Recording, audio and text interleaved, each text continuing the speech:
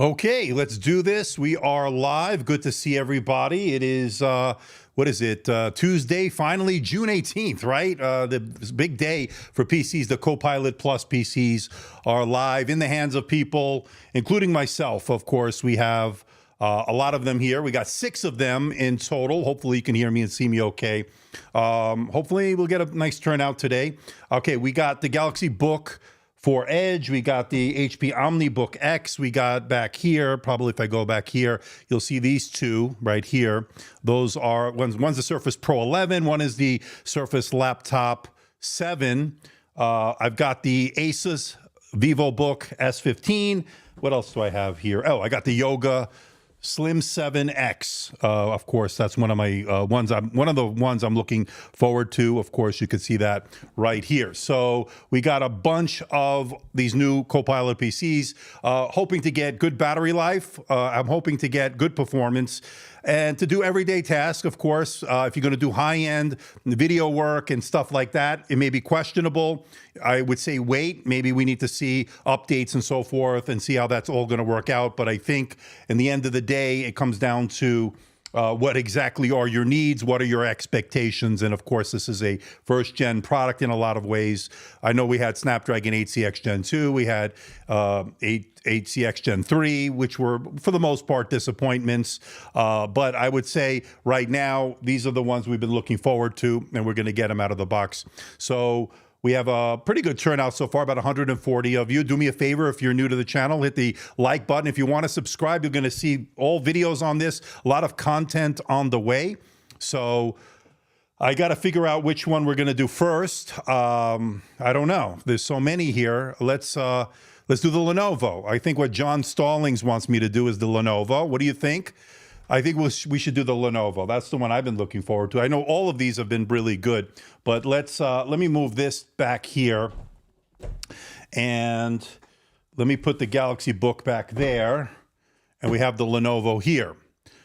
All right, so I'm not going to say hello to everybody, although I probably should acknowledge this super chat here from Piyush, the 40 rupees, it looks like. Excited for the unboxing. Yes, I'm happy you are here, and that is very generous of you, so thank you so much. Super chat, super stickers are open. Let's get right to it. We'll say hello. We've got all the moderators. We've got William here, got everybody here. Let's just get it out of the box and let's get going. So this is the Yoga Slim 7X. Of course, this is running the Snapdragon. So let's get a look at the specs. We'll look at the pricing, and then we'll get it out of the box. So let me move over to that portion here, and as you can see, this is the Yoga Slim 7X, and this one is rocking a 14.5-inch 3K display. That's 2944 by 1840, a 90 hertz display according to the specs here. 16:10 aspect ratio, pure sight OLED touch, 1,000 nits of peak brightness. This is what really piqued my interest.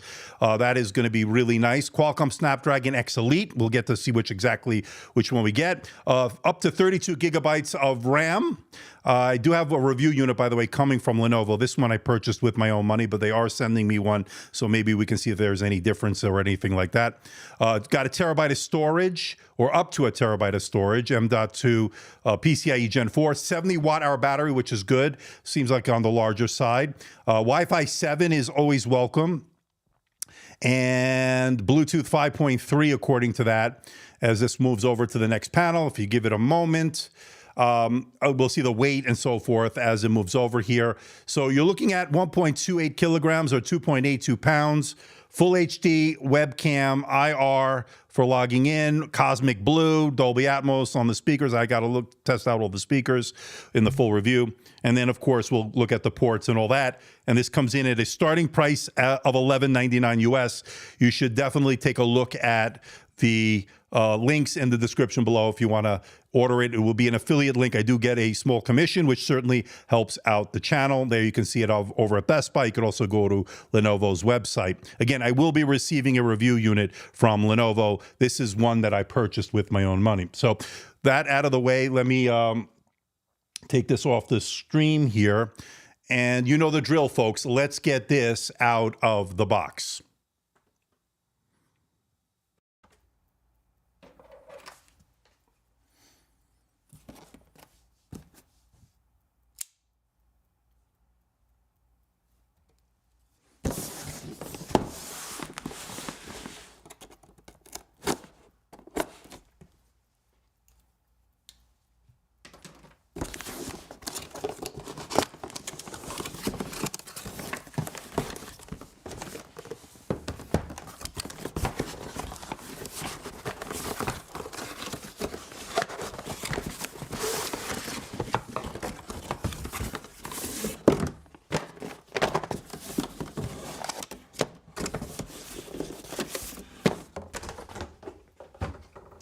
Okay, let's switch microphones here.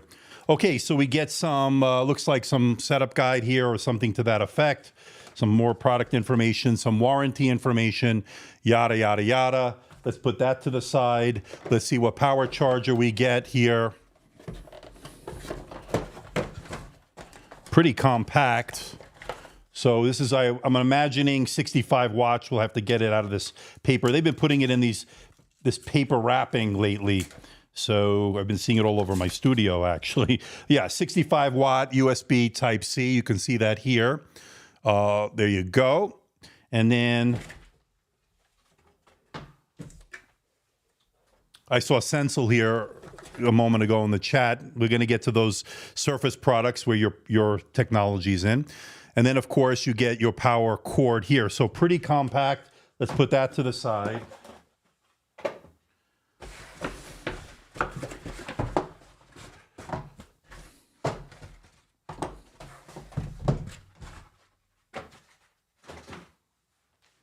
Okay, so there it is in the cosmic blue. Okay, so cosmic blue right there. Absolutely gorgeous. And look at that. Really, really gorgeous here. You could probably see it here. Yep, there you go. Right there. Absolutely gorgeous. Those other boxes are in the way, but you can sort of see it there.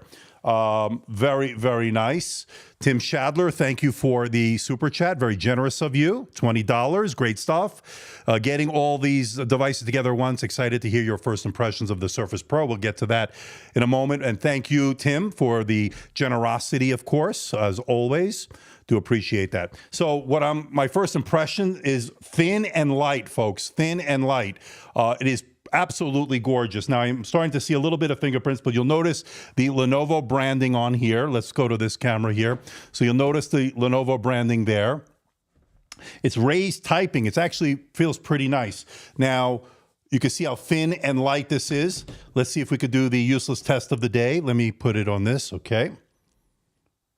Yes, I got a slippery table, so sort of can open it. Yeah, you can open it with one finger. So you get some product information, okay? And you get some plastic-free, worry-free packaging, whatever, okay? And that is beautiful. Wow. So that is the keyboard right here, and it feels good. It's got good tactility, good key travel. Wow, this is very light. We're going to get a measurement of the weight in a moment, but it's got a nice touchpad, Snapdragon X Elite branding. It says some information here regarding long-lasting power. It's got an OLED display, 3K, and again, goes as far back as you see here. So it actually goes back farther than I thought. So not quite 180 degrees, but pretty close. So you can get a pretty good viewing angle. And I can tell you right off the bat, not too much screen wobble, and especially when you're typing, that's good.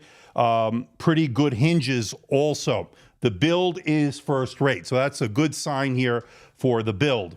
Let's get a measurement of the weight, and then we'll take a look at the ports on this one. So let me bring this over here. Okay, so let me put it into kilograms. Well, let me turn that off and back on, reset it. Okay, so with just the unit alone, you're looking at 1.283 or 1.282 kilograms, and that would be 2 pounds, 13.3 ounces. Pretty nice so far. That is pretty much what they said, I think, in terms of the stated weight, very close to it. And then with the power cord and the power charger, 3 pounds, 7 ounces. And if I go back to kilograms, all in total travel weight, 1.56 kilograms, and that is the total travel weight for this laptop. Okay, so that is the weight. So we know what the weight is on that. So let's put that to the side, and let's take a closer look here. So you got that bar here, or that reverse notch. We've been seeing in a lot of Lenovo's laptops lately. All right, let's take a look at the port selection. We're going to start off on the left side here. We'll switch to this camera here. And it looks like you get two USB 4.0 ports, I'm assuming. We'll find out. They're USB Type-C, and you'll charge on probably those as well. And then a third USB-C port over here, a kill switch for the webcam. And what is that? That looks like your power button right there.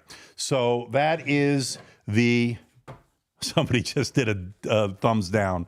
You got to love people. They really suck sometimes. All right, there you go. Boom.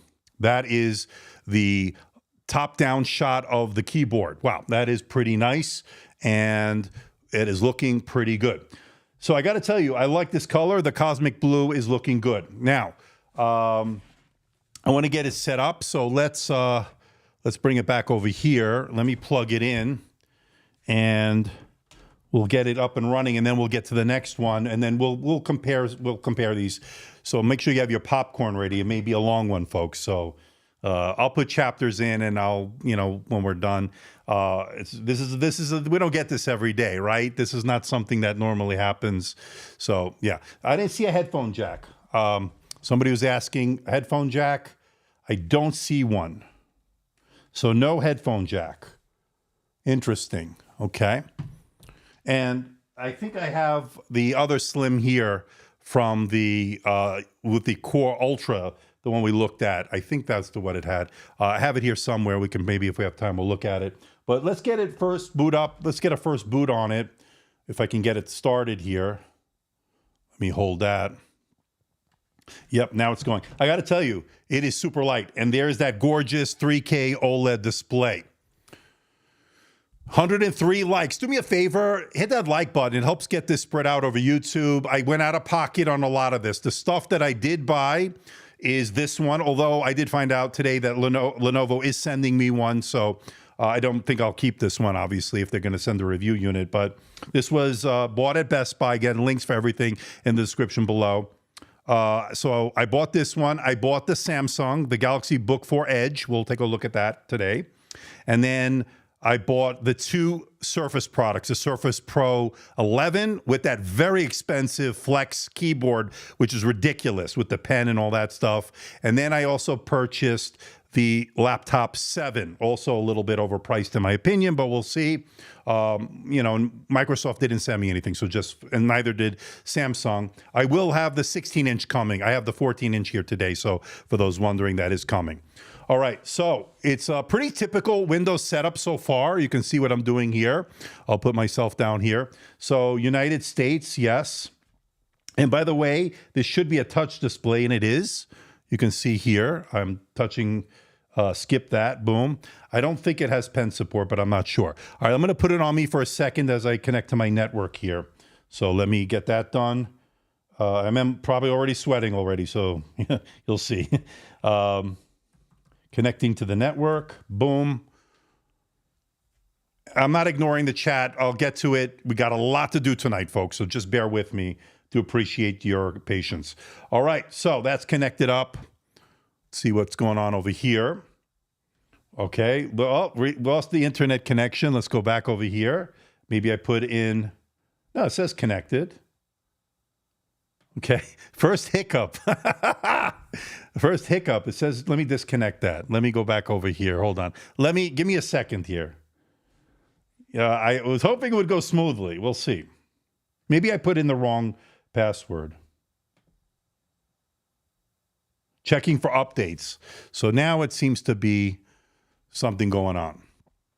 But it looks like it's checking for updates. And by the way, regarding updates, especially with the HP, I know HP said there's going to be a update for this right off the bat, so I'm gonna have to put that in, get that done right away. We'll see. I think there's going to be a lot of updates going on here tonight, so just bear with me. Let's name my device. Let's skip that for now. I'm gonna log into my burner account here, so I'll have to put it back on me. Okay. As we have nearly 300. Okay.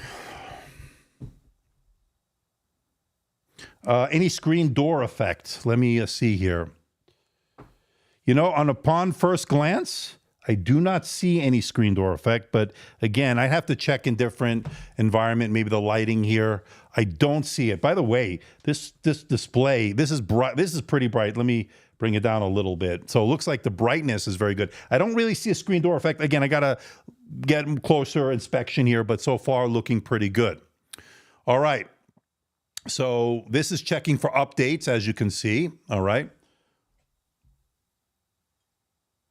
Lunar Lake's coming, Chuck G. Lunar Lake's coming. We know that that's going to be their counter to all this. We know AMD is bringing out their Ryzen AI stuff, and that's coming. So check this out. All right, so this is telling us that there is some latest features that they're getting. We're getting the latest features. Hit next. The Copilot key, instant access to your everyday AI companion. So it's downloading a very important update, and I was expecting this because we were warned ahead of time, I guess. Step one of 3, it's downloading it. So the Copilot key obviously is on the keyboard. We'll take a look at what that has to offer. Co-creator in the Paint application, of course, lets you to draw things, and it'll use AI to make images and so forth. Should be pretty interesting. You've got all kinds of stuff with the image creator. You got the Windows Studio effects. I think we've seen that before, right? Maybe it's even enhanced with this NPU. I think has what? Does this have like 45 flops or tops or something? Something like that. Oh, this is what I'm interested in. This is the live translate. So live translate seems pretty interesting. So if I'm watching, say, something in Spanish, I can have a live translation to English and so forth with all the different languages. Now, keep in mind, recall was, as I mentioned in that video, recalled. So we'll see how that's all going to play out. That's going to be in preview for the beginning, and then they'll roll it out, I guess. A lot of privacy, security concerns, which are pretty obvious, but I was kind of looking forward in a strange way to that feature. So we'll see. A lot of things are coming soon, so we'll see. But right off the bat, the things that I'm looking forward to, I want good battery life. I don't hear any fans going. Yeah, I hear it a little bit. I hear it a little bit. Nothing loud, like a jet engine taking off, like we saw in a lot of the Intel-based units that we saw in the AMD and that, of course. But so I want it to be quiet. I want it to run cool, hopefully, and I want it to work. And I want great battery life, right? Those are the things that I'm looking for with Windows on ARM here. So we'll see how that's all going to play out. There's going to be some bumps right off the bat. That's just the way it is. So while this is doing that, I'm debating whether we should go to another laptop here. Let me put it over here. While this is downloading, so let's bring out. I think we should bring out another one and get it moving here. So I think the next one, I'll let you pick. But let's see. We have the OmniBook X. We have, what do we have here? The Galaxy Book4 Edge. We have the Asus Vivobook S15. We have the 2 Surface products. You let me know what you want. Raphael wants Asus. Got some HPs in there from Sumajit Ghosh. Samsung. So it's all over the place. All right, let's do the let's do the Samsung, and then we'll do HP, and then we'll keep going. So let's do the Samsung, because I ordered this one from Samsung. They did not send me it. I think after my F MacBook Pros, F Samsung thumbnails and stuff, I don't think they're going to be sending me anything. They didn't send it to me anyway before. So we got Surface. What do you want me to do? You tell me. We have this one here. Let's do this. So let me put this one over here for now. So that's downloading, right? That's getting those critical updates. Let's see what Samsung has to offer here. So, let me do my shtick, because I am going to use this in the upcoming video. So let me get it all set up here. So you know the drill, folks. Let's get this out of the box.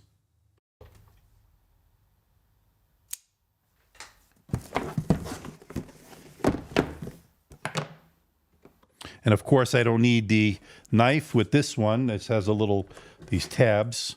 So throw that on the ground there.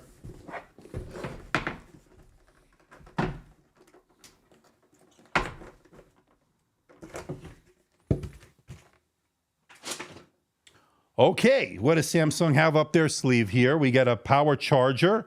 Don't ask me what this wattage is. I cannot see. My eyes are terrible, but I'll leave it in the description. And of course, I will put it in the upcoming review. And this says this has super fast charging or something like that there. All right, so pretty compact.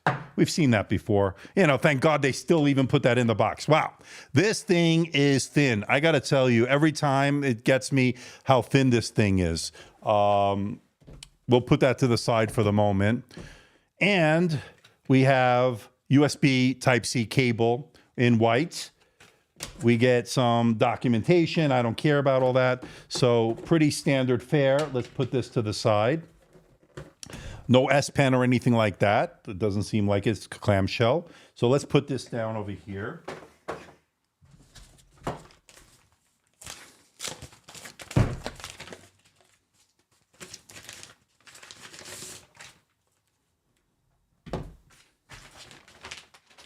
I got to say one thing. It is a pretty laptop, I got to tell you. That is a nice looking laptop. Okay, so you can see it here. This is a very thin, very nice. In fact, I didn't show you the specs. Why don't we bring that up real quick? So the Samsung specs are right here. We'll just take a moment to look at them. I think it'll be important here. So we're looking at a 14-inch 16:10 AMOLED 3K display, 2880 by 1800. We've seen it before. I guess it's that dynamic AMOLED, I guess. 500 nits, HDR, 120 hertz variable refresh rate. This is using the Snapdragon X Elite, the XE80-100 version. This has the Adreno graphics, the 16 gigabytes of RAM, 512 starting or 1 terabyte, depending which model you choose. In terms of storage, 55.9 watt-hour battery, Wi-Fi 7. And let's move this over to the next point here. And we'll notice here the weight, 1.16 kilograms, and that is 2.557 pounds. 2 megapixel camera, fingerprint reader. Okay. I don't think it's IR, that camera. And that's one of the things that pissed me off about Samsung last time. It's gorgeous sapphire blue. It's got quad speakers, which I'm always a big fan of, especially on a thin and light. That's really great. And then we get 2 USB 4.0 ports of HDMI. That's good, actually, to have that. And a microphone headphone combo jack. That is that. And then, of course, you can see here, you can pick it up. Also, Best Buy, if you do like I did, you can go over to Samsung and get a free TV, a 50-inch TV. I don't know if they're still doing that. I'm getting a UHD 50-inch TV from Samsung. That should be coming this week, so we'll see. $1349.99, and I think Best Buy, and I'll be talking more about this when I do the 16-inch, is going to give you a $150 gift card if you go through them. I don't have that information just yet. I'm trying to work with them. We'll see that. It does have Windows Hello, but I don't think it has it in terms of IR camera, for those wondering. So that is the specs over there. Let me take that off. And again, this sapphire blue is pretty gorgeous. I got to tell you, it looks pretty good. And I can't get over how thin this thing is. This is kind of ridiculous. All right, let's put it over here. And by the way, I want to show you something here. While this is doing that, look at that. It looks like a big update on this one going right now. So let's let that Lenovo download that. And we can open this. Let's see if we can open this with one finger.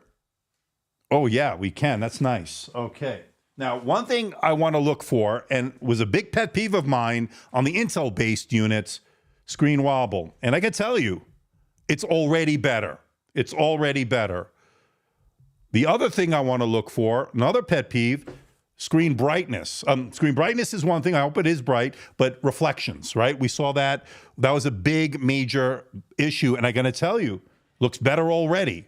So I don't know. This is looking promising, folks.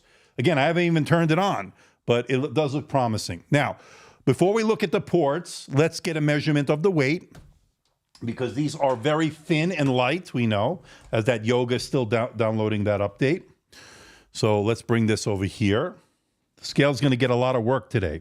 All right, with just the unit alone, you're looking at 1.161 kilograms, and that is 2 pounds, 9 ounces. All right. That is pretty good. So it's pretty light. Let's put it back on kilograms. And then with the power brick, and this USB-C cable. It does have the paper there, but it's negligible. So you're looking at 1.332 kilograms, and that is 2 pounds, 15 ounces all in. So very thin, very light. So pretty good. Pretty good. We'll take a look at the ports right now. So let's get this open here. And you can see it here. We'll just keep it on this camera. Or actually, I like that other one. There we go. If it can come into focus. 2 USB Type-C ports. I'm hoping they're both USB 4. They should be. I would imagine they are. Hopefully. You never know. We'll take a look at the specs later if we have to. Here is pretty interesting. Such a thin and light laptop, but yet we get an HDMI 2.1. You get a headphone jack. We don't have that, by the way, on that Yoga. Pretty interesting on the Slim 7X. No headphone jack, which I'm not crazy about that. I would like to have that. But you get that on here. So you do get that. So I would say pretty decent, although you have the 2 USB ports over here, USB Type-C on this side. I like to see them split up, but we'll have to see how all that works.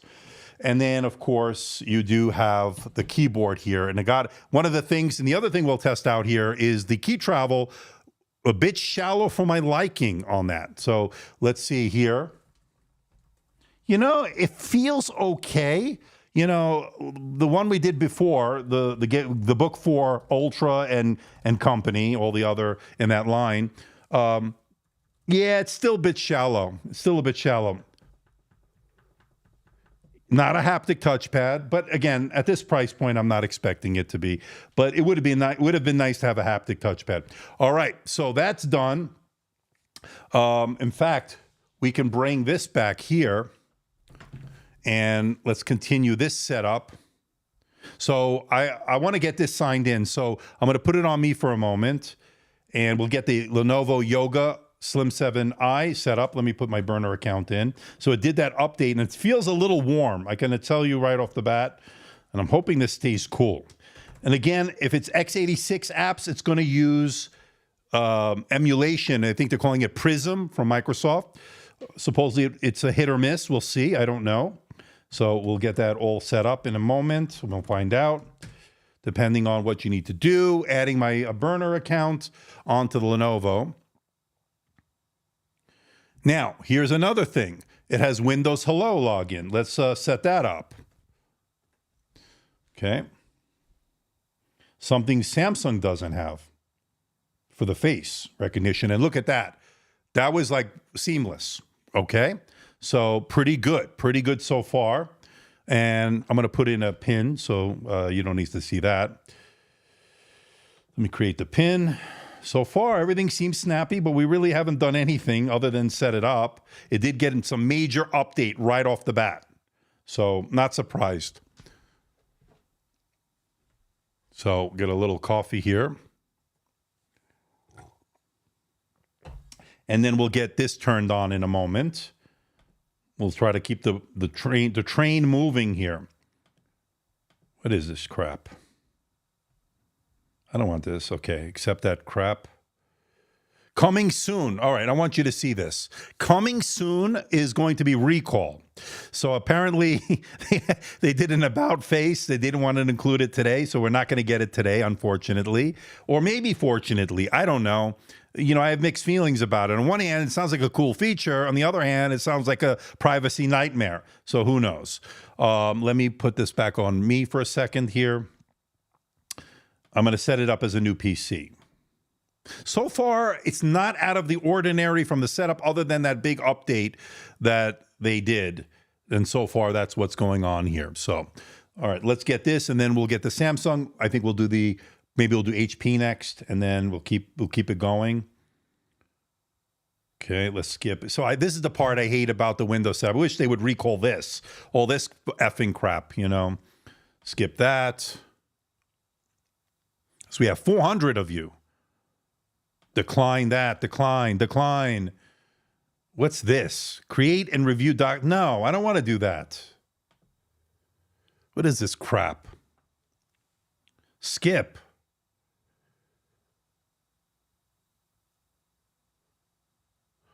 Okay, we finally made it. We finally made it. All right. I got to tell you, this display is gorgeous. So, X-Rite, okay, look at this. X-Rite Color Assistant cannot be started when internal display is turned off. Oh, that's right. I'm connected to my dock here, my Thunderbolt dock. And so we can say okay to that. All right, this looks pretty gorgeous, I gotta say. 3K display. It looks looking good.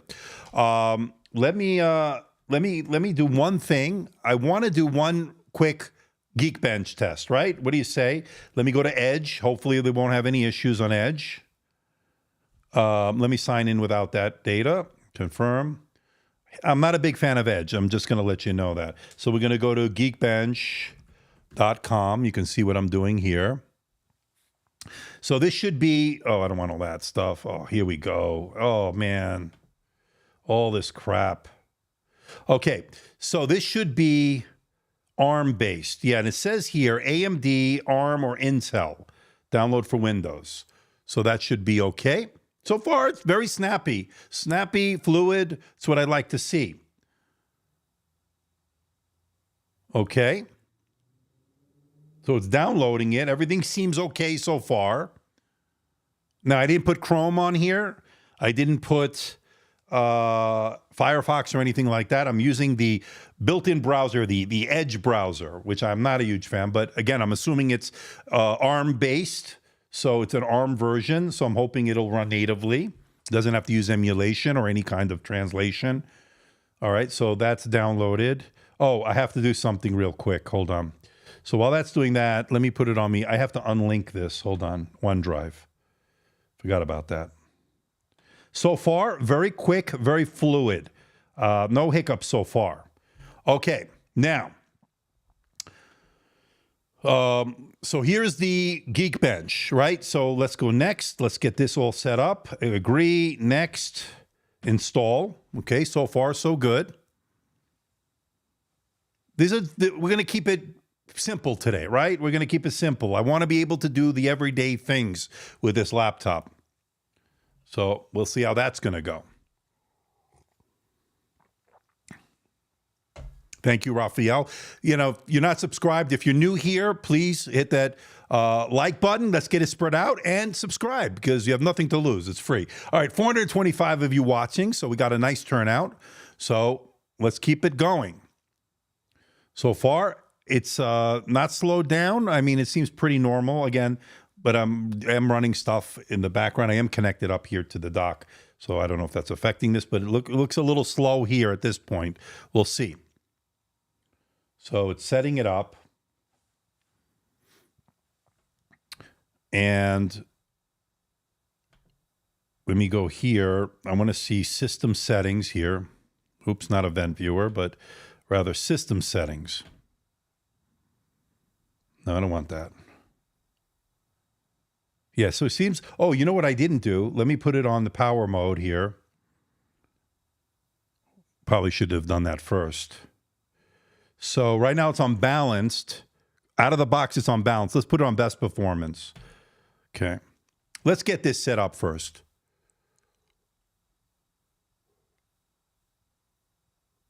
So my power management so far, I put it on the power settings. Now I should go into the Lenovo Vantage, but I want to get this set up first. It's kind of slow. Slow so far. Yeah, right, JC?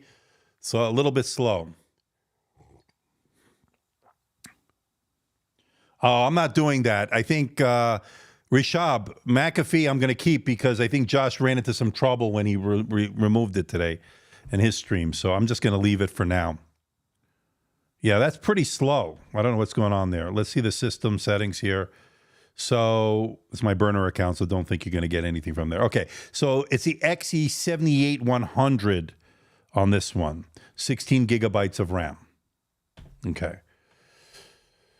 Let me go to the Lenovo Vantage app. I don't know if that's going to be able to change the thermal profile as well. I have read that. Okay, agree and continue. I don't know why that's taking so long. We'll come back to that in a moment. So let's go here, power. So right now, it's not showing me what power modes. Okay, that's a mode, power. So it's not showing me anything, which is a little concerning here. I don't know if we need to restart this, or is Windows handling all that? So not good. Not good. That's taking way too long. Let me try that again. What's going on here? Power. But it seems it wants to do something. I don't know. We'll have to come back to that. I think I'm going to have to restart it. And this is taking a while. So this should be native, right? Isn't Geekbench native? It said it was ARM. This could be a bug. Again, this is a first gen product in a way. So just bear with us. Let's try to get through this part. I should start the Samsung, and then we're going to keep moving, getting these out of the box. Show details.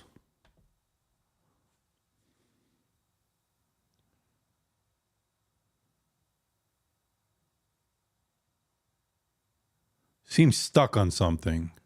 See, it says x86 app. Yeah, that should be, well, no, it shouldn't be x80. It should be ARM. I don't know. That's not good. Show task manager.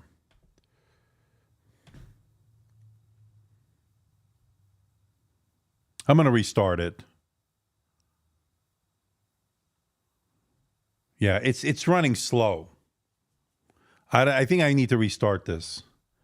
Can I cancel that? Let me see. What happens if I just restarted?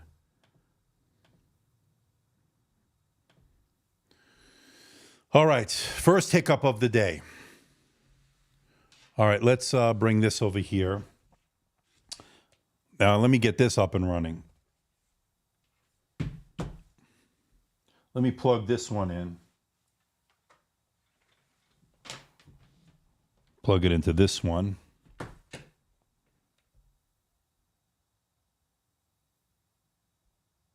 Okay, let's see. So this is restarting.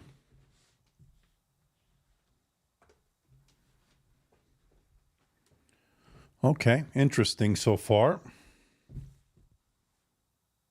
Just Josh, that's true.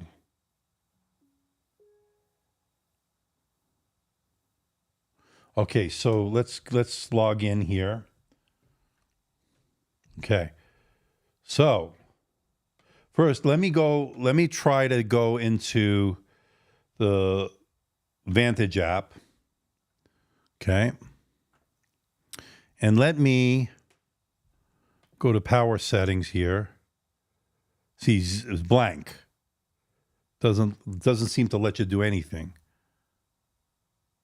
as far as changing that. So I'm assuming that Windows is controlling everything. Best performance. Okay. Okay. All right. So let's close that. All right. Let me see if, let me see something. Geekbench.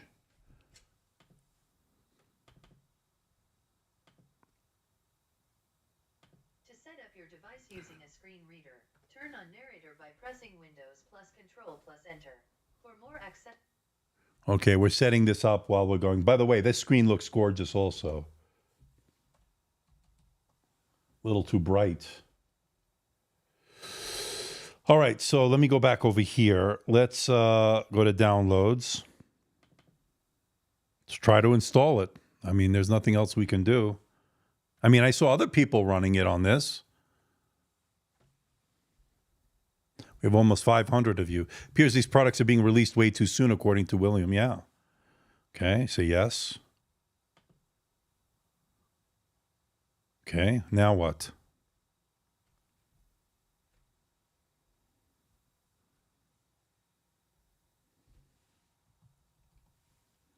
Okay. Let me put it on me for a second. Let me get this one set up.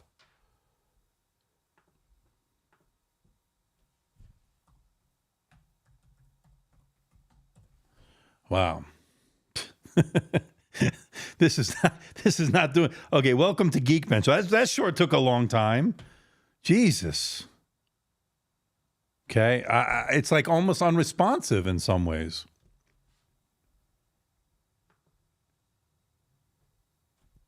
I already agreed to the. Oh God. Oh boy, Ooh, no, Duck. Dell's coming later. I don't have it. It's coming though.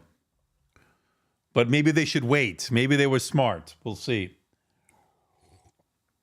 All right, let me accept that. So far, that looks pretty nice, Dad. We'll see. Maybe we can get one of these working. So far, the Lenovo's having a little bit of a tough time. Not sure what's going on. And again, take whatever we're doing here as a sort of a rule here. Look, this is a new product, a new chipset, new drivers, new everything, right? So they're going to have to get it right. They're going to have to get it right. All right, the Surface we'll probably do that next. We'll look at the OmniBook as well. Whew. Yeah, see, it keeps getting stuck at that same spot. And this is getting the features now over here. So that'll download that update. Hopefully it'll work. You're seeing it real time, folks. You're seeing it live, and this is happening in real time. Looks like there's no difference even after restarting. Yeah, it's pretty bad. Let's just let that hang. Let's try something else. Is there another, like... But that should have worked right out of the box. Maybe there's another update. Yeah, you see, it seems it gets stuck over here. You can see it here. Yeah, I mean, I took a bullet for you guys. Obviously, this is a new product, and things are not going to go smoothly. I mean, it seems. There's going to be some hiccups. So Alex Ziskind tested the Samsung and Surface, and they worked fine. Okay. We're going to find out. That's downloading that update. Yeah, if I remove McAfee, you think that's what the reason that's doing it? But then did Josh today, did he remove it and then they wouldn't let him download anything? Nothing would download? So I'm afraid of that. So we'll see. Yeah, no, this is not working. This is not working. Okay. So... let me see if I can get another. Yeah. All right, let's put that to the side. Let that continue to do whatever it's not doing. And let's bring this one over here. In fact, I'm going to take that off of here. And we're going to put it onto the Samsung. And this one I can connect up over here. So one thing that Lenovo does have is that, the USB ports are split. So that's good. All right. So let that continue to do nothing in the background. And this one's downloading. So let's bring out the Surface Book. What do you say? And then, so we have the Surface Book. What is this one here? It's like I'm like a kid in a candy store that can't play with the toys or can't eat the candy. Install Windows 7. Yeah, that's a good idea. You're 90% sure it's McAfee. Okay. I can remove it. So I'm going to remove McAfee. McAfee is dead. His software should join him. Yeah, you're not wrong about that. Okay, let me cancel that. Let me do let me go to installed apps here.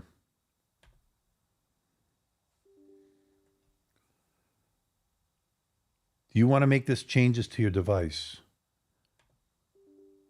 Hold on. It's now catching up. Hold on. Cancel that. Hold on. I must have clicked it more than once. Okay. Let me uninstall McAfee. So you think it's McAfee, huh? Yeah, it's pretty bad. Let me uninstall it. I don't care if I mess this one up. I'm sending it back because I know Lenovo's sending me one. So I got this when I pre-ordered this one. So I don't care if I F this up. McAfee Premium, my ass. Shit. And use, okay, I could use Firefox or Chrome. So I'm removing that. But didn't Josh didn't get downloads because he removed it? I don't care. I'm going to remove it. Screw it.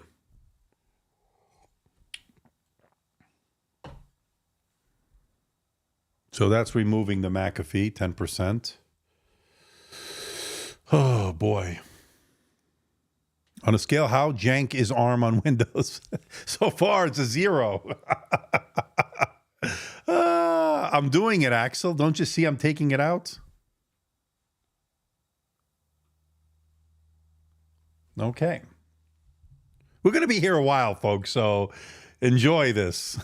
This doesn't happen every day. Oh, boy. Wow, that's taken a long time removing that crap. Is this still trying to... Yeah, it's still stuck, this one. Removing your McAfee app. Enjoy the moment, Andrew. Take your time. Oh, I'm in no rush. We got all night if we have to. What is the percentage on Samsung? 10%. They don't want... McAfee from his grave doesn't want to let you take it off. I got my my latte here. I just won't eat dinner, that's all. I bought the Galaxy Edge today and it works flawlessly. Well, we're getting that set up as we speak. It's doing the updates. So let it do its thing.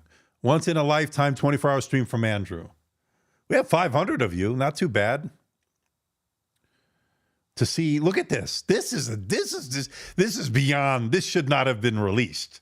I love Lenovo, you know that, but this should not have been released. Well, I don't think it's Lenovo's fault. I think it's, I mean, I'm assuming it's not Lenovo's fault. I think it's a Windows thing. Maybe this is a Windows on ARM thing. I don't know. Maybe it's a Qualcomm thing. I have no idea. All I know is I can't get McAfee off. I can't get Geekbench to run. And this is right out of the box. Yeah, blame Geekbench. Poor Geekbench just wants to run. Just wants to run. All right, so this is just not happening on this laptop right now. Maybe the Surface will do better. What do you say? JC, you're very optimistic. 1 hour stream already, give up. Yeah, this is not even removing McAfee. Something is wrong on this Lenovo. I don't know what it is. Something's not right.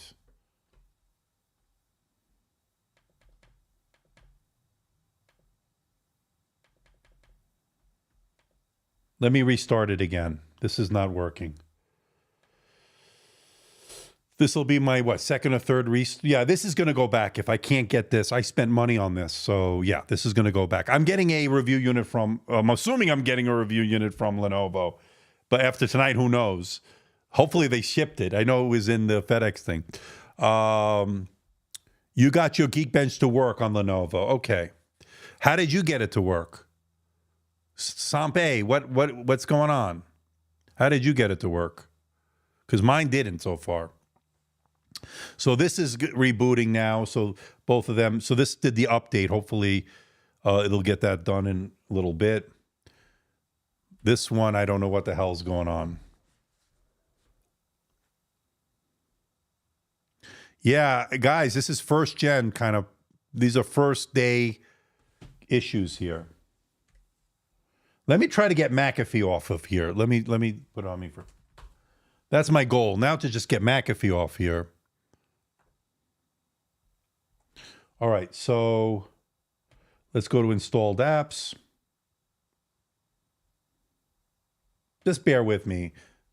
Yeah, see, it seems very sluggish.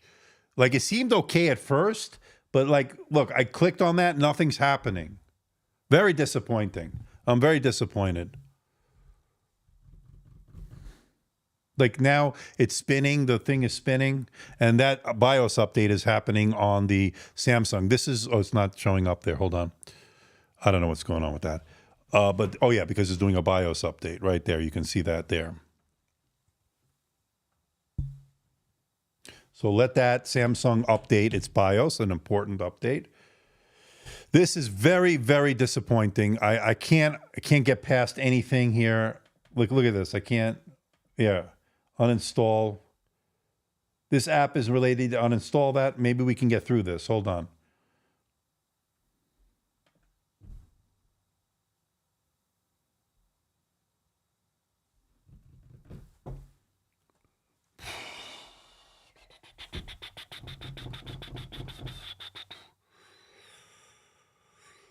Wow. I didn't expect this. I knew there would be bugs, but I didn't expect this. This is not usable. So Zeddy has this, and it was a breeze. So maybe I have a lemon. Interesting. Maybe it just doesn't like me. It doesn't like me, and it doesn't like... And McAfee doesn't want to come off.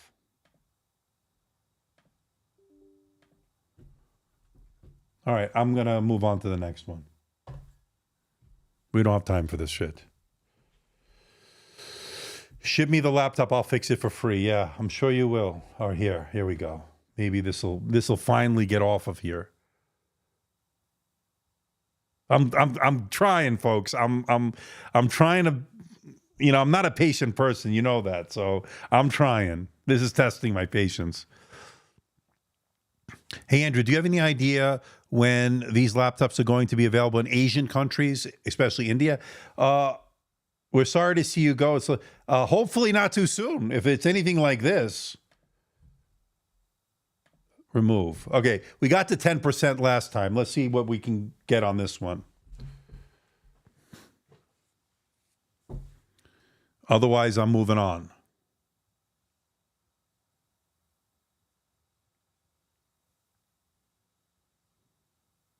Andrew, your videos, love your videos and how authentic you are. Help being real and don't hide your personality. Keep being real. Okay. Yeah, I appreciate that. No, it released 10% here. Okay. I'm going to put this in the background. What do we have here? Let's keep going. I don't have time for this crap.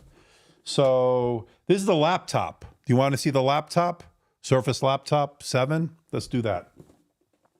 So let's put that over here. It mostly happens when there are pending updates. Just check for updates. Yoga might be downloading drivers. Could be. So I'm going to stop. I'm going to restart this again because that's stuck. All right, let's put that to the side. Let's focus here on this one. It works on the Surface according to Gerald.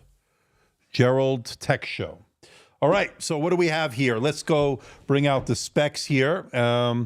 Let's bring the Surface laptop specs onto the screen here. And as you can see, this has a 13.8 inch. I have the smaller one, the 13.8 inch Pixel Sense Flow display, 2304 by 1536. It's a 3:2 aspect ratio, which I am a big fan of. Dynamic refresh rate up to 120 hertz. Good. It's not OLED. We're going to get the OLED on the Pro in a moment or a little bit later.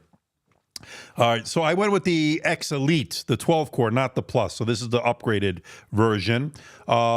16 gigabytes of RAM. You could also get up to 32. I have 16 on this one. Anywhere from 256 to a terabyte. 54 watt-hour battery. Wi-Fi 7. Yada yada yada. And then if you move, let's go here. This is coming in at, you're looking at what? Little less than 3 pounds, 2.96 pounds, 1.34 kilograms, 1080p, full HD webcam, IR. They do a good job on that. And then it comes in the Sapphire, the Dune, the Black, the Platinum. It has that Omnisonic speaker, so they come through the keyboard, right? And then you get the two USB-C ports, USB 4, 3.5 millimeter headphone jack, and the Surface Connect port to round it out. And it has a starting price of $999. You can go to Best Buy. I think as configured here, I think I paid $1,400. So not cheap. It's certainly not cheap, but that is the specs on this, okay? So without further ado, you know the drill, folks. Let's get this out of the box.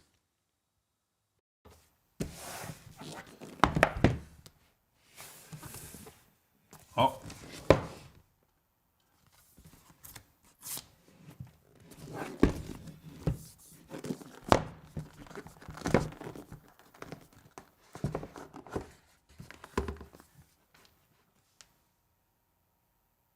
Okay, so very nice packaging, by the way. That opened up pretty nice. And so what do we have here? We have the unit itself in that sapphire blue.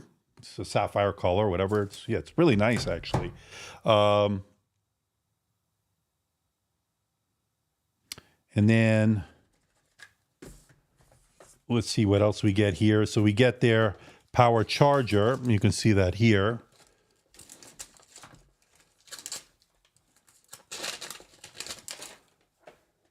This is going to be 39 watts, and you can see it there.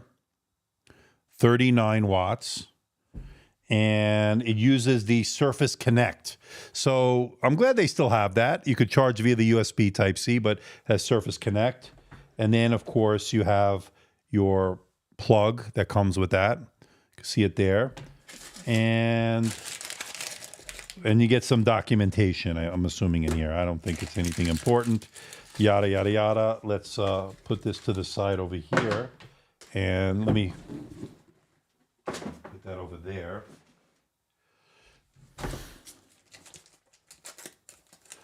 I probably shouldn't have come off. Yeah.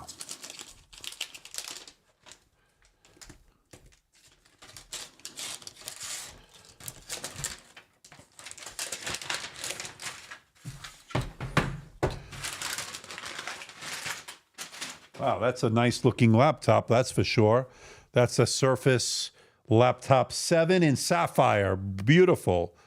If you can see it there among the other laptops. Very, very nice. Very nice. It's a little bit of heft on it. Let's get a measurement of the weight here. Build quality is going to be really good on this. As the Samsung looks like it's booted up, I have to sign in. So give me a second, but let's get this measurement here. So in kilograms, of course, this is 1.3. So let me fix that. Okay. So it's 1.344 kilograms or 1.3. What is, hold on. 1.344, and it keeps saying 1.343 kilograms, and that is 2 pounds, 15.4 ounces. So a shade under 3 pounds. Okay, not too bad. The build is amazing on this, by the way. In fact, so we put it back to kilograms. So we can put that back on here with the power cord and the power charger, 1.55 or 1.549 kilograms, and that is 3 pounds, 6.7 ounces. So smell test, let's see. Yep, it has that new smell. Yeah, it's a fresh smell. Somebody asked me to do that. All right, so not bad. The build I'm not worried about. It's what's going on with the software is what look at that. Beautiful. Yeah, you definitely can open that with one finger. See? For those wondering. Yep. Oh, that is nice. Wow. Check this out. That is absolutely gorgeous here. Wow. Very nice. So while that's booting up, let's take a look at some of the ports here. So we have a headphone jack, 3.5 millimeter, of course, USB-A, which is good to see. And then you get two USB 4.0 ports. They could, I'm assuming they're full function. And then you have your Surface Connect port. So like the MagSafe kind of thing we saw in previous years, there it is. I don't know why I'm having trouble focusing there. There we go. And that is where this connects, right? So that is pretty good. You connected the Surface Connect, and there you go. All right, so that's booting up. This is the Samsung. So these are the two side by side. Yoga, I don't know what's going on. So let me see if, hold on, give me a second. So I restarted it. I was going to do something, but nothing seems to work on this. To set up your device using a screen reader, turn on narrator by pressing Windows plus Control plus Enter. For more accessibility. Okay, so let me Let me see if there's any updates on this, because I think that's what we wanted to do. So let me go to settings. Let me search for updates. Windows Update. Yeah, download and install. So there are a bunch of updates here.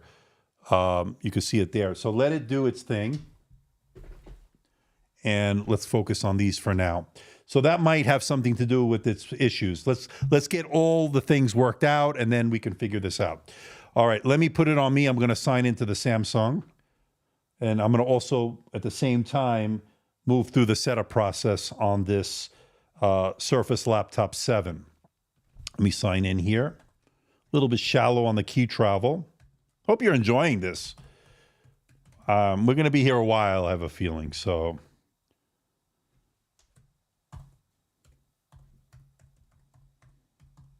okay, so I think I put the wrong password, of course. Okay.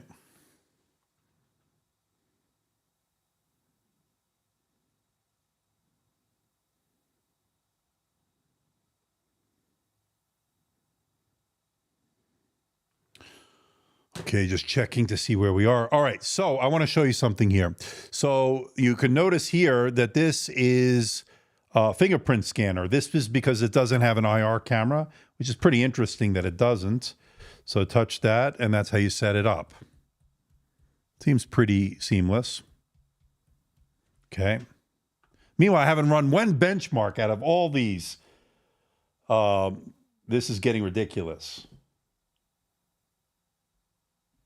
And this is going to have that update, I'm sure.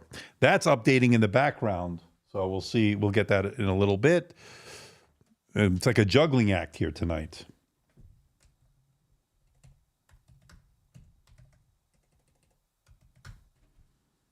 Okay. So this is the Samsung is what you're looking at. Because I want to get this one up and running. Yeah, I have a positive attitude, sort of, Raphael. Sort of. Not much. And I don't think it's going to last too much longer. Let me sign in over here on this one.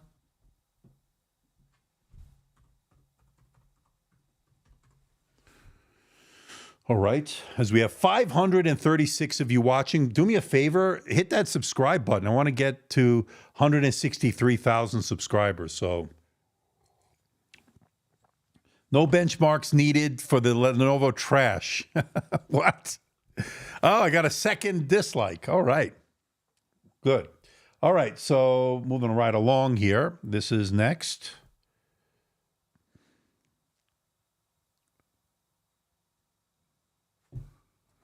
Okay. So let me put it on me for a second here.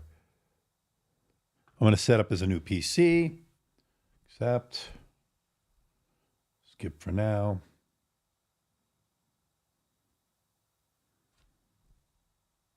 Now that's checking for updates on that one, on this one.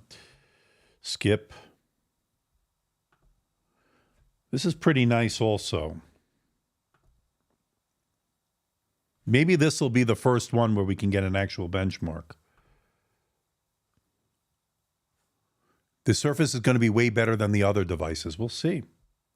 Which one, the Pro or the laptop? The Pro is coming next. We'll do that next.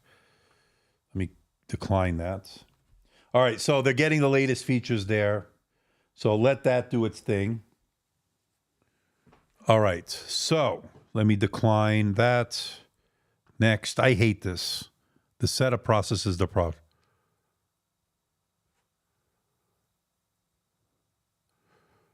I'm not, Josh is not negative. I think they are nice for casual users. What I'm Josh, I can't even get a one benchmark going. This is ridiculous. The Lenovo, I couldn't even get anything. I couldn't even remove McAfee. I couldn't do anything on that thing. So I'm letting the updates do its thing in the background. All right. So here, good to see Josh, by the way, did a great job today. If you didn't see that, check it out. Okay. So look at that. That's a gorgeous display. And I got to tell you, the screen wobble is not as bad as I was expecting it to be. All right. So that's downloading that. So let me go to, and I probably should put, like Josh did, he put, not Chrome. What did you use? Firefox? let me see. Geekbench. Let's see.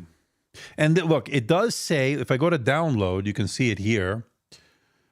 You can see download for Windows. It says processor requirement, AMD, ARM, or Intel. So I have ARM.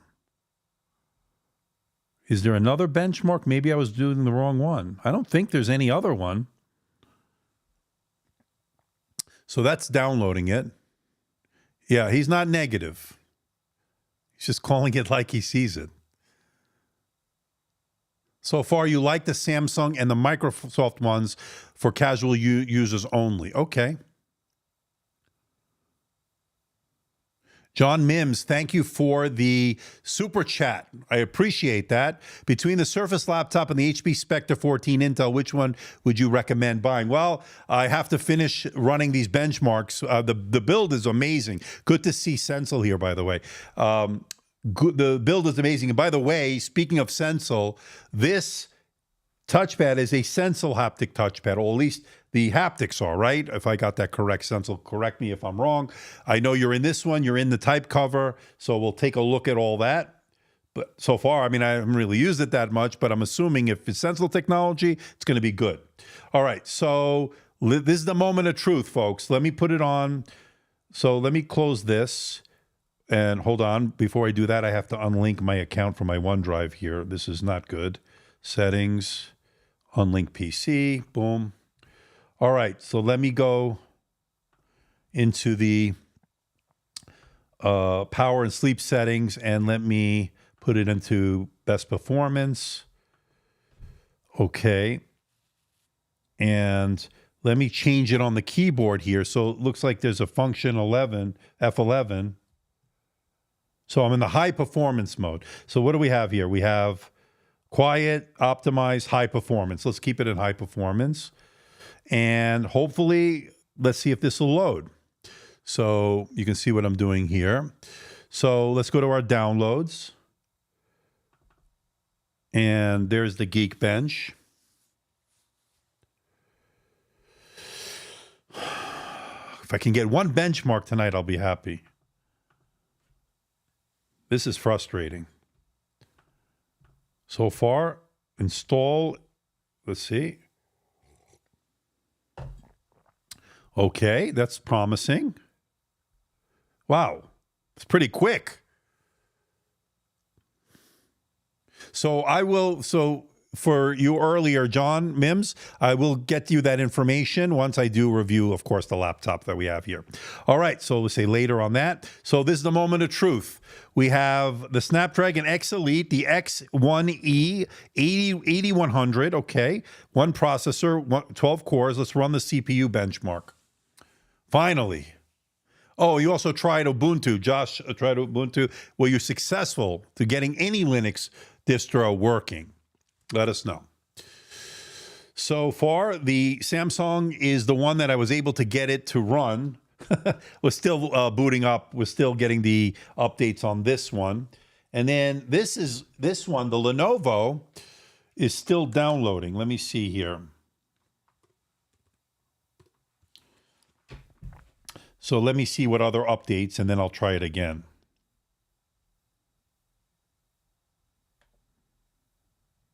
So the Windows update here, restart required. Okay. So it's installing an update. Let me put that over there. So we'll see. Hopefully it'll be fixed with some of the updates. I don't know. But this one is running. So that is a good sign. Throw the Lenovo to the trash. Well, I can't get my money back if I throw it in the trash. CPU Frost, we turned off secure mode and set the bootloader correctly. Doesn't work. Okay, so you're talking about getting Linux to run on it. Okay.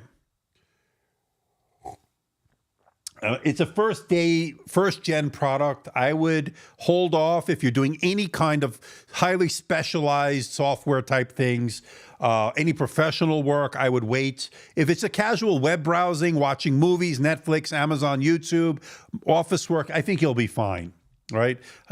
Excuse me.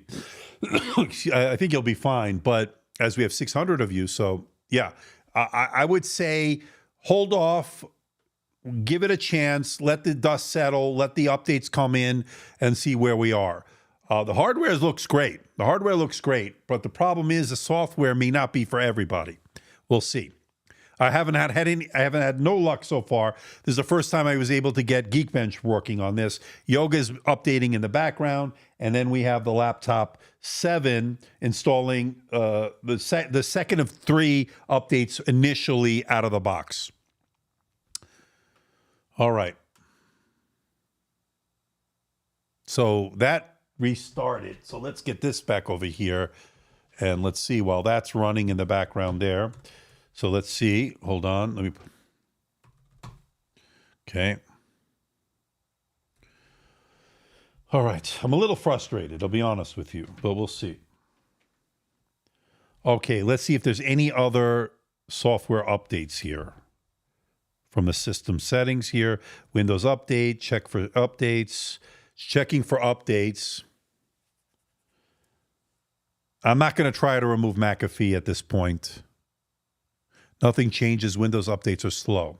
Yeah, so it's downloading some more. So, yeah, here is an update right here. The 2024-06 cumulative update for Windows 11 version 24H2 for ARM64-based systems. So let it update that before we try anything again. So it is still in the middle of updates. Okay, let's bring this one back here. This is still running. Let's see. And finally, I heard the fans on this. I do hear them. Or is it? Yeah, it's on the Samsung. Let me see if you can hear it. I'll switch to my sensitive mic here.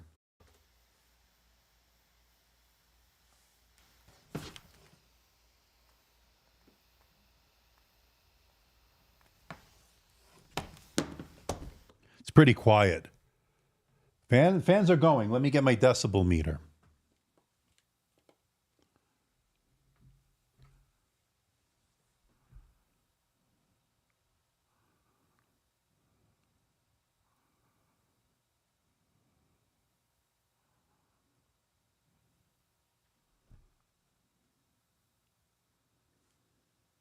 So it is about 40, 41. That's surprising. I thought it would be less than that. Oh, thank you, Josh. I appreciate that. Okay, here we go. That's pretty good. All right, that's pretty good. 2712 for the single core. I'm so happy I have a score. And 14,756 multi-core. You can see it there. Let me take a screenshot before it disappears. There we go. Wow, so we finally got that done. Now, let's bring up the OpenCL. We'll test those graphics from the Adreno graphics. So I'm not expecting good, look, what are we seeing on the ARC graphics? About 30,000 plus, 35,000 on the ARC, on the OpenCL. This will probably be around 20 from what I understand. So it's not going to be as good as the Intel ARC graphics or the AMD, the 780M graphics. But we'll see the Radeon. I got my 4th dislike. That's good.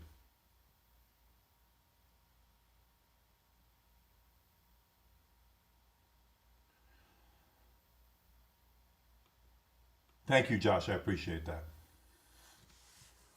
So here we have this running, and this is the Samsung Galaxy Book4 Edge. This is the 14-inch, by the way. I do have the 16-inch coming. I don't have it here yet.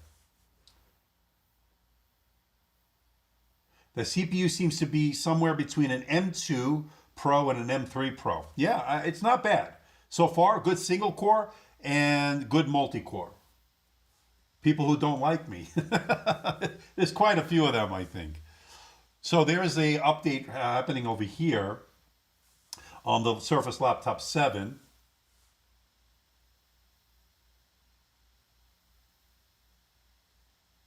Just Josh snuck in a dislike. Okay. I don't think so, but, that's a good guy. Yeah, Sensel, you need to get in contact with Samsung immediately because these laptops are in need. Not this one. You're already in this one. This one is in need of your magic. of your Sensor Force Pad or haptic touchpad. So if you notice here, this is going in. In fact, I should probably plug that one in while it's doing that.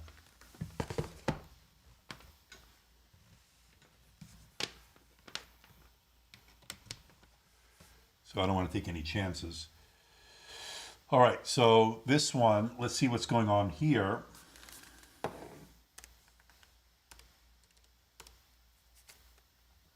Okay, so these are completed. So let's check again. I'm checking again and see if that's going to do the trick. So it looks like I'm up to date. So we got all all right, let's try it again. Let's go to Geekbench. And I'm on battery here, by the way. So let's see. I'll put that over here while that's running. And let's see what this does. So does it seem a little bit better? Yeah, it seems a little bit better. Maybe it was the updates that it needed, but again, I don't know. Yeah, okay, did we get this far? I don't think we got this far last time. So it needed to update. That's what it was. Oh, we got our score, and like I said, hold on, this is Samsung, 20,759. So while I'm going to run it on, well, I'm going to plug this one in. Hold on. So let me unplug the Samsung. Put that back here. Let's bring out this one, the Lenovo. So we finally got this to work. Okay. Let me see if I hit function Q, if that does anything. Because on some of the laptops, they do function Q. Yeah, there it is. So I'm going to put it on the performance mode. Okay. Let's make sure this is set to performance in the Windows setting. Yep, it is. All right, now we're starting to rock and roll here. Let's run the benchmark on this one. Okay, so you can see what I'm doing here. So this is the Lenovo Slim 7X here for 2024 with the brand new Qualcomm Snapdragon X Elite. Now, this is the XE78-100 versus the Samsung, which had the X1E 80-100. So these are a little bit different processors, slight variation. Yeah, so Tom Byrne, thank God, right? Thank God that we had that update on there. This is a firmware update happening right now in real time on the Samsung Laptop 4. Samsung, I'm getting tired already. The Microsoft Surface Laptop 4. Whew, that's a lot of work. We have 600 of you. And we have a super chat, and I appreciate this, super sticker, I should say, from Jay Santos. Very nice, my friend. Very cool. And I do appreciate that. Okay, so these are all happening. We still have more laptops. I still have the Surface Pro 11 with that overpriced, ridiculous keyboard, the Flex keyboard. Oh, I think with the pen and everything, it was over $450. It was ridiculous. And then I have the OmniBook from HP. I've also got the Asus Vivobook. Hopefully we'll get to them. I maybe have to do a part 2 tomorrow. We'll see. We'll see. We're going to keep going. I'm okay. I'm still good. It's all metal. Everything here is all metal. I know somebody was asking Chris Morris. I don't think there's too much plastic here. I think there might be a plastic piece on the Asus where the antenna leads are, or where the antenna lines are, because for reception, I think. But other than that, everything else is all metal. Can we run games? Yeah, I want to get one benchmark before we even start thinking about games.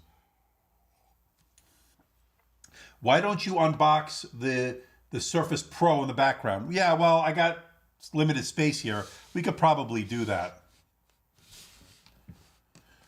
So what do you want me to do next? The Surface Pro 11? Let's, this one is finally booting up here after that big update.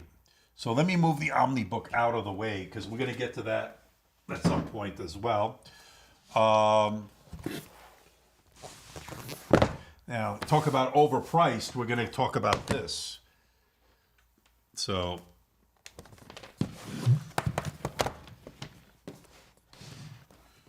this is the keyboard, the Flex cover. And so far, this is probably the most expensive accessory there is. I dinged Apple for that Magic Keyboard. This is more expensive. Now, it does work detached, but we could do that on the Robo collar that I looked at. So I don't know if it's a big feat, a big achievement. I don't know. And here is the Surface Pro 11. So let me move this one over here. Like a limited space here. Put this one over here. One of these is going to go flying. That's what my biggest fear. I got another super sticker here. Let's see, who is it? Bear Metro. Very nice, my friend. Thank you. All right, so you know the drill. You know the drill. We're going to have all this in the background, but you know how this works. Let's just get it out of the box. Screw moving everything out of the way. So I like what I will say this. I like what Microsoft is doing with this packaging here.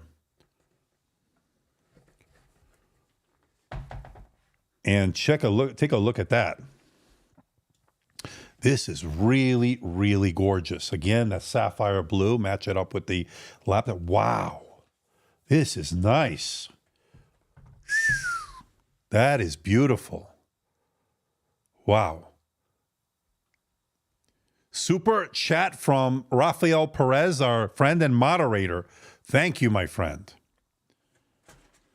This is going to be some documentation.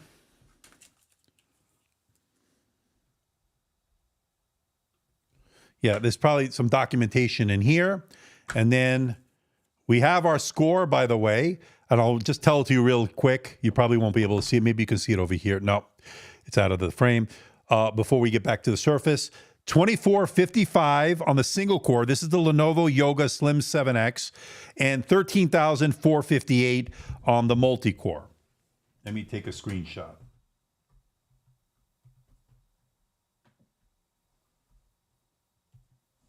Okay, now I'm going to run the GPU test. Well, that's while we're doing this.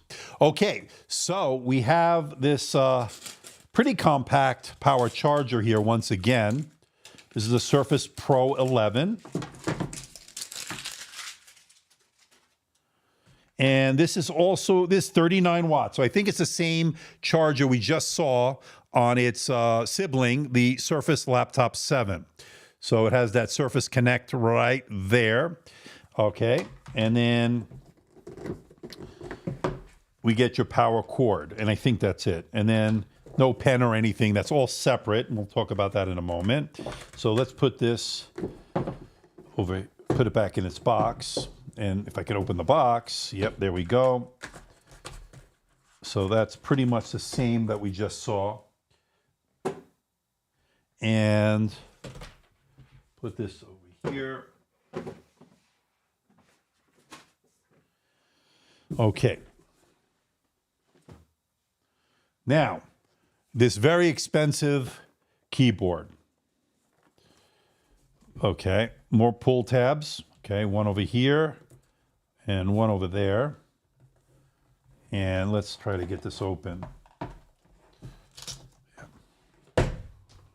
Okay, there we go.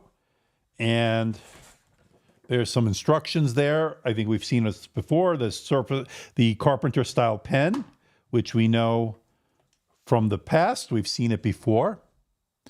And it just sticks there and magnetically. And of course, we'll charge there. And then here is the matching color, the sapphire. As far as a flex keyboard, again, this will have a battery in it. It works via Bluetooth as well. So you'll be able to connect it without having to be physically connected to the unit. So pretty interesting. So let's put that over here. Running out of space. Okay, so let's take a look at this.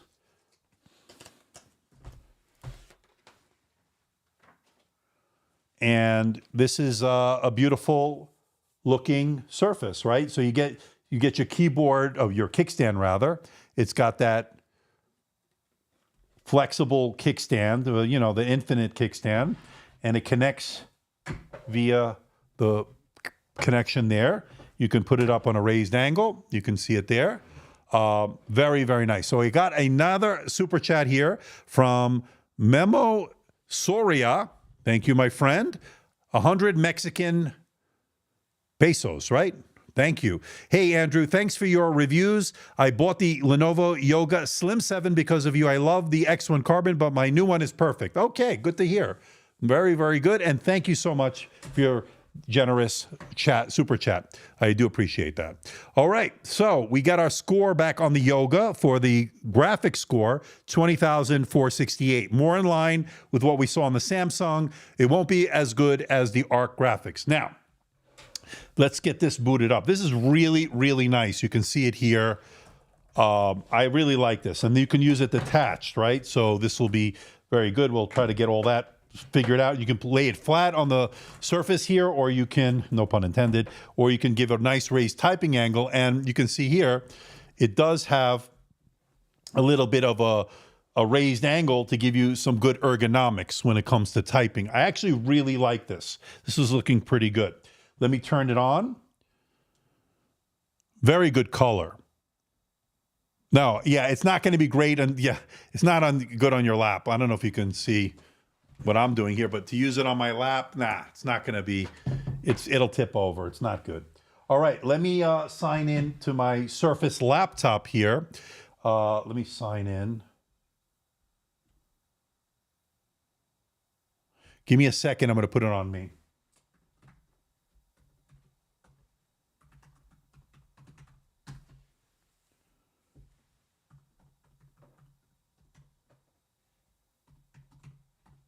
Okay, let me check the stream here real quick.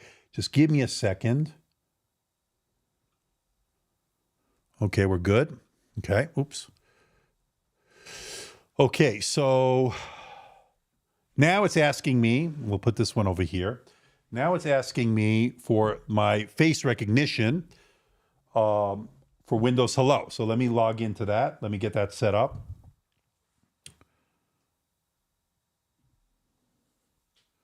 Give a pin before we do that. That was quick. I didn't even hold it. That was fast. Okay, let me put it on me. Let me create a pin. I was like waiting for it, and to set up your device using a screen reader, turn on narrator by pressing Windows plus Control plus Enter. Okay, we're getting the two surfaces up and running here. So what do we know so far? In the back there, you can't see it. You sort of can see it on this angle here. You can see them back there. So pretty good single and multi-core performance. So what are you more excited? Lunar Lake, RTX 5000, Zen 5, M4, Snapdragon? That's a good question. Let's pose it to the audience. Let us know what you guys think, and then I'll weigh in later. All right, so let me say yes to United States. Yes, let me use the pen here. Ooh, I felt a little haptics on there. Skip that. You can see what I'm doing here.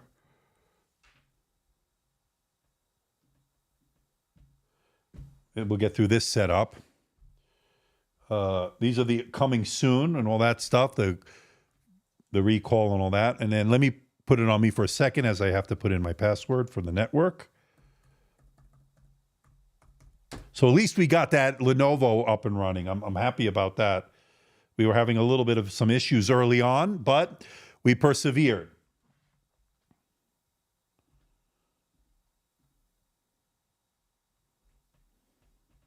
Actually, hold on. Next.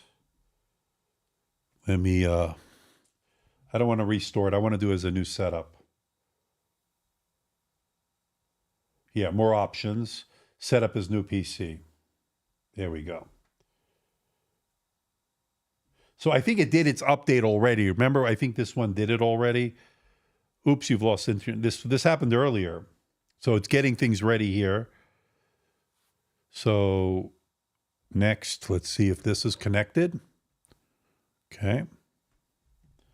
Checking for updates. Skip that one. Oh, let me see if the pen works on the laptop. I'm not sure if it does. So it doesn't have pen support. I remember, weren't there iterations prior to this that did have pen support? So this one doesn't, apparently. which I guess it makes sense. You don't really need it on a clamshell, but Asus does it, right? On their ZenBook line. We've seen it before. Lenovo's done it. In fact, let me see if this pen will work on this touch. No, that's not working there. Okay. All right, so let me decline that. Let me accept that. So multitasking galore. I'm by myself, folks. So we're doing this by myself. So 578 of you watching. How many likes do we have here? We have 638 of you watching. I'm sorry, 638 of you watching. Wow. We've got 312 likes, now 313. We have 4 dislikes. Good. Okay, I like to see this engagement. Good to see Raphael here, of course, as we know. Thank you for that super chat earlier. And thank you. Yes, please hit the like button. So this is the Surfinter. I just made up a new name for it. The Surfinter style pen. The Surface laptop pen, or what am I? I'm really tired now. The Surface Slim Pen 2. All right, so there you go. Okay, getting more with cloud. Decline that. Okay, next. We'll skip this one for now. There it goes. Boom. You could put it in different direction there. Skip for now. I'm going to have to put it on me as I put in my credentials at some point here. So this is booted up. All right, so let me go into Edge. Let me say confirm. Sign in. So the haptics, by the way, the haptics on both of these have been very good so far. And this, thanks to Sensel, by the way. And Sensel, if you're watching right now, thank you for doing such a great job. And great seeing Sensel at Computex in Taipei. So it was great seeing Sensel there. They had a booth. And they have a lot of exciting stuff coming. So these are just some examples of the stuff that they have coming up. So really, really good. Is a Surface N-Trig pen versus the Lenovo Wacom. This is using the MPP 2.0 technology. I guess it was N-Trig. They changed the name, I guess. I don't know. But that is pretty interesting. Okay.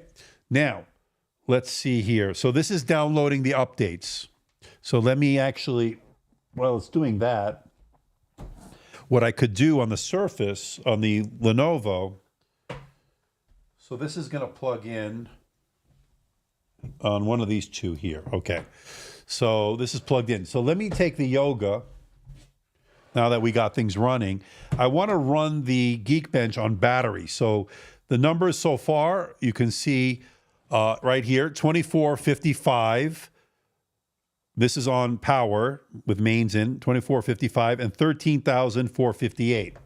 Now, if we want to run it on battery, so let's run the CPU. And again, this probably moved to, yeah, still on best performance, but it's on battery. So hopefully we'll get very similar results. So let's run that. Okay. So I'm happy again with the Lenovo because it needed those updates. So I'm not going to bash them. It was not a good experience right off the bat, but we were able to fix that. Let me put it on me for a second. I have to unlink this one.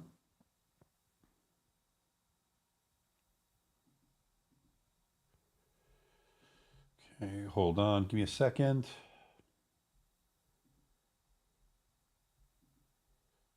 Okay, perfect. By the way, again, this haptics on this Sensel, mwah, chef's kiss. Where is it? Let's put it here. Mwah, chef's kiss. Great job. This is great. And it's been good on that one also. But again, I have to test it more. Just took it out of the box, basically. Anyone here fly RC planes? Not me. I would like to maybe one day, but not I haven't done it. Andrew, do you think we will be getting the 5,000 RTX cards and laptops from early 2025? I think we're going to start seeing stuff maybe holiday season. I don't know. I don't have any information on that. That's a good question. What's up, Andrew? Nice to see the laptops. Yeah. I think I saw you. Weren't you at Josh's stream earlier? I think I saw you there. Yeah, I saw you there. All right.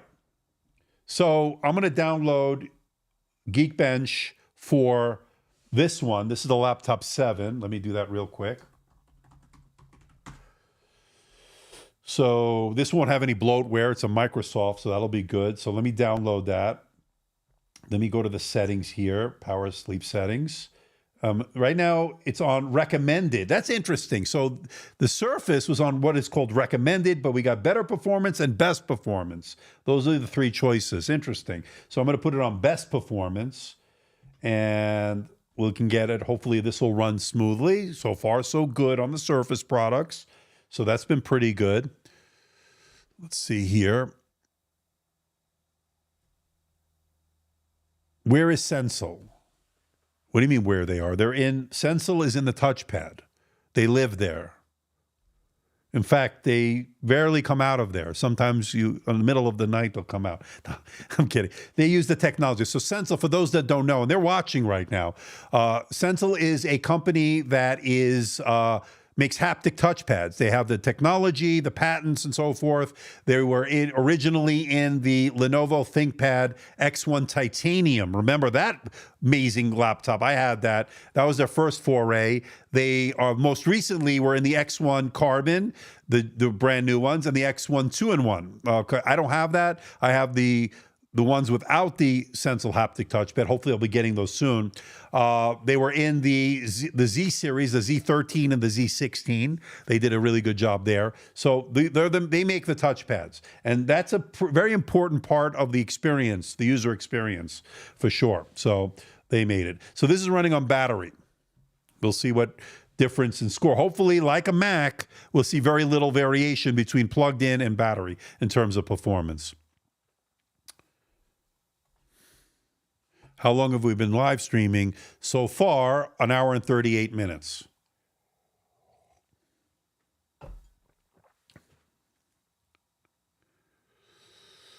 All right. Oh, so it's coming in January. Okay. Okay. All right. So that's okay. Let me open this Geekbench. No problem. And everybody, you should give it up for Sensel. If it wasn't for Sensel, it would be senseless. I like that. All right. So far, the Surface is working really snappy and no hiccups. The only hiccup I had was on the Lenovo, and that needed some updates. And now everything seems to be working, and we're working on it right here. So, wow, this is really, really snappy, by the way. Wow. So let's bring that over here. So we can run the CPU test here. So let's do that. So that's running. Okay. And yeah, these all have backlit keyboards, even the Flex keyboard for the Surface Pro 11. Wow. All right. So we got our score here, and there is a difference. So I do notice a difference here, and you can see it here. You can see it right there. So let me lower the brightness because this is really bright. So 2394 single core, 10,990, and that's on battery. So there is some variation on the Lenovo. So I originally had 13,458, so 13,458, and now we have this is on power. Okay, 2455, 13,458, and this is on battery. 2394 and 10,990. So there is some variation there.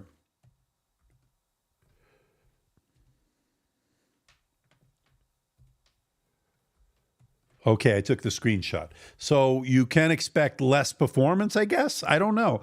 And then let me go function Q. So it was on the performance mode, but on battery. So it did take a little bit of a hit on the, what do you call it? On the multi-core. All right, so that's that. This is running. So I want to check out something here on the Surface. The Laptop 6 is the XE8100 CPU here. So the XE8100. So that is pretty interesting. And this one was the XE78100. So there is a little bit of a difference there on this Lenovo.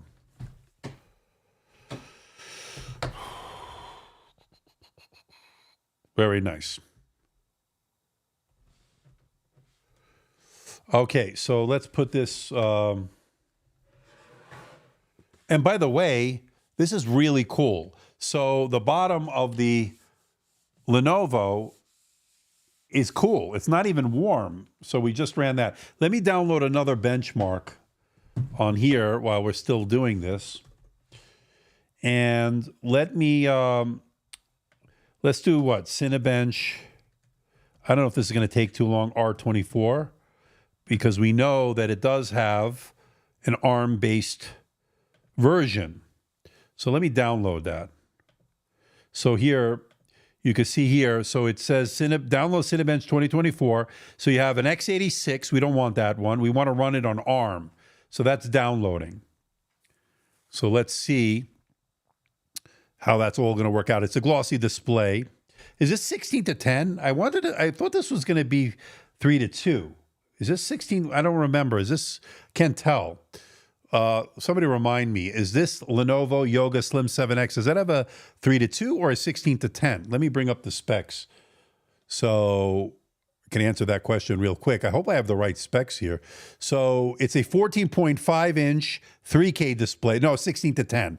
Why did I think it was a 3:2? I don't know. Oh, you know what I was thinking of? The ThinkBook that I just did, the 13X, which by the way would be pretty awesome if it had this chipset. It would run quiet and cool. By the way, this is there's no warmth or anything. It's pretty cool and no fan noise, but we're not doing much right now. We're just downloading. So let me open this up.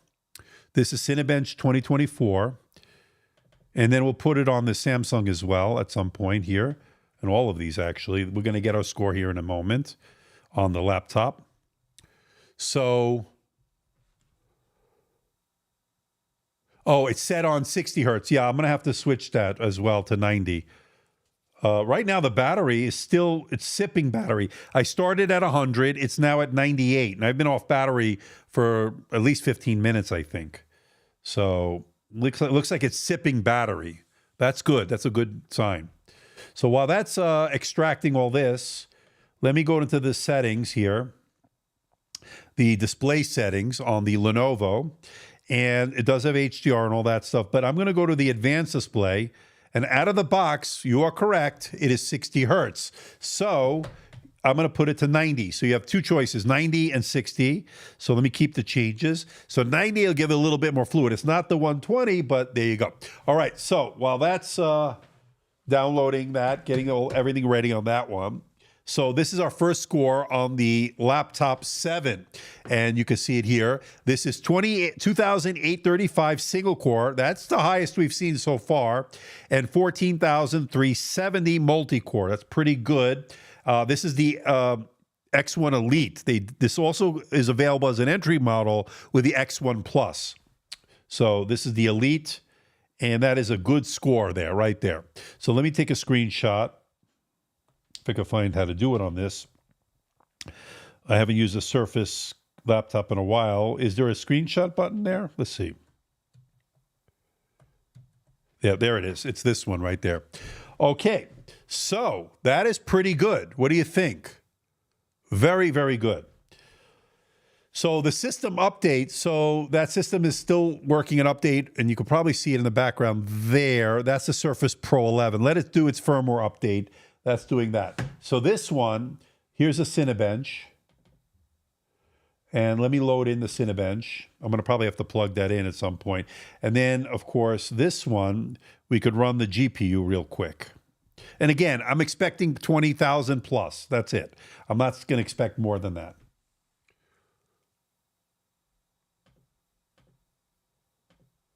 So far, Cinebench looks like it's going to work. So I'm running out of plugs here. Let me see if I have another one here. Probably should plug something in. All right, let's get that plugged in. Hold on. I don't want to unplug the Surface while a firmware update is going. And this is running. So, I mean, I could run it on battery, but it'll be, if it's anything like the test we just did, it'll show less performance. Do Geekbench battery in the Surface. Yeah, I'm going to do that. But right now we're doing our first one. This is This is the GPU. I want to finish the GPU. Then we'll do this one. I'll plug this one in. I'll take this one on battery. We'll put this one on battery, plug that in. So that's how we'll do it. Oh, so much stuff going on here. Wow. I'm never going to do this again. Whew, this is a lot of work. We didn't even get to two other laptops. We didn't get to the OmniBook, and we didn't get to the Asus Vivobook. But there's already been reviews on the Asus, so I may just hold off on the Asus for now. We'll see where we are, and then go from there. So we'll see. Nobody cares about them. Okay? Nobody cares about them. Okay. Fart in the wind says nobody cares about them. Raphael's having a good time. Good. So tell me, do you not want me to do the Asus or the what do you call it, HP? We haven't tested speakers yet. But let's get some of these benchmarks running. Part 2 for those other ones. All right, maybe we might save it. We'll see. Good suggestion. Gives us some more stuff to do. So have I ran into any issues like Josh did? Well, I did, but the update seemed to have fixed the issues that are on the Lenovo. But we'll see. We'll see. I'm expecting to see. I mean, we only ran Geekbench. We really didn't do anything else. We got them out of the box like we wanted to, and now we'll have to see. We'll run some more stuff. I'm going to do full reviews on all this. I'm going to be busy for the next month, it looks like. So, yeah. You want to see the ThinkPad with X Elite? Yeah, I should be getting that at some point. Yeah, so $20,393 on this one. So, took my screenshot there. All right, I'm going to unplug this. I'm going to plug it into the Lenovo.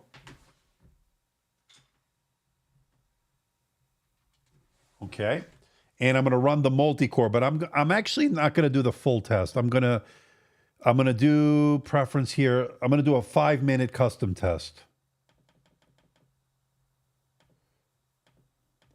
because we're not going to be here all night doing this. Here's another thing I noticed here. So it's not balanced. It's a little bit uneven here. I got to figure out what's going on there. I don't think it's my table. We'll see. I'll have to look more into that. I'll report on that. All right, so 10-minute throttling test I'm not going to do. I'm going to turn that off. Actually, I'm going to do the 5-minute. So let's do multi-core. Just because I want to get a quick and dirty score. It's not going to be that quick, but at least we'll get an idea. Okay? So this is the Lenovo Yoga Slim 7X.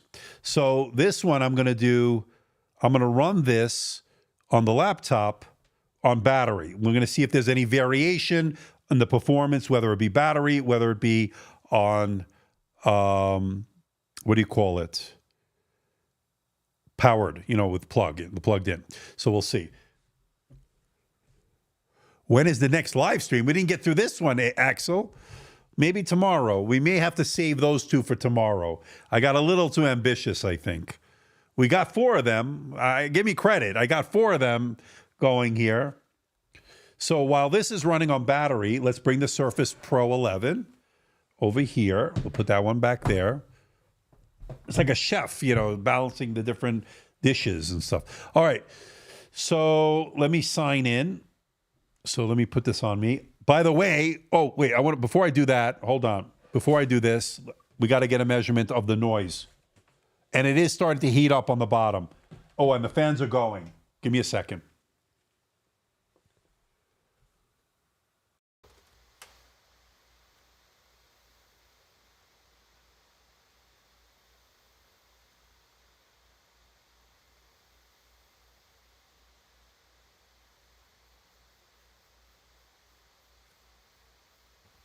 Okay, so 46, 47 decibels. That's noticeable. I hear them. And whoever said these should be silent, yeah, it's been quiet for the most part, but we're pushing it now, and you're actually hearing what it is capable of in terms of fan noise. So that is noticeable. All right, I wanted to make sure we heard that. And it is starting to heat up. So should I bring out my thermal imaging camera Actually, it's lukewarm. It's not warm. Let's let it cook a little bit, and let's see. Meanwhile, let me put this on me, and let me get my count going here. Oh yeah, this feels good. This Surface Flex keyboard, whatever they're calling it, with the haptics on this is pretty good too.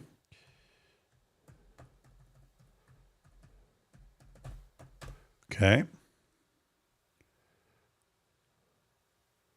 So that is definitely noticeable. We got a super chat from our good friend Pete Fox, a very generous super chat. Thanks for going in, all ARM reviews, super useful. I appreciate that. I appreciate that. Okay, so let's set up that's amazing, by the way. That's an amazing contribution. I appreciate that. Cinebench 10-minute run will get the fans cranking, or put OCCT on if you're brave. Well, let's let it cook for now.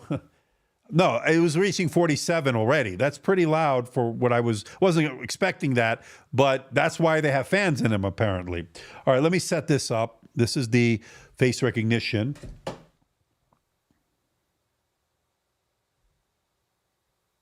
And I got to tell you something. This is pretty warm over here, where this trap door is for the. By the way, this is for the SSD. It's a smaller size. Yeah, it's definitely warm over here. We're going to have to get some measurements at this at some point. And we didn't even really do much on this, right? So that is heating up. The surface is heating up.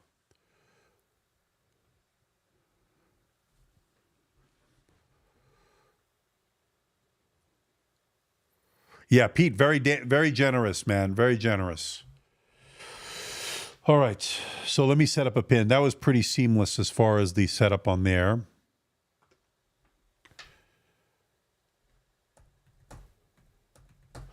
I'm going to be tired tonight, tomorrow as well. All right, so let's...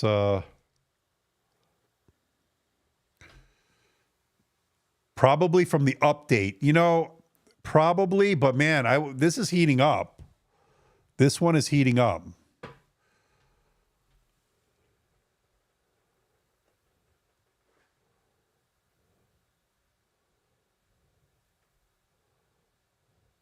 Okay, so let me go next, accept that.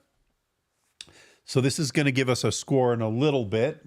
It's actually working better than I thought as far as performance-wise. We'll see. Keeping my eye on this one.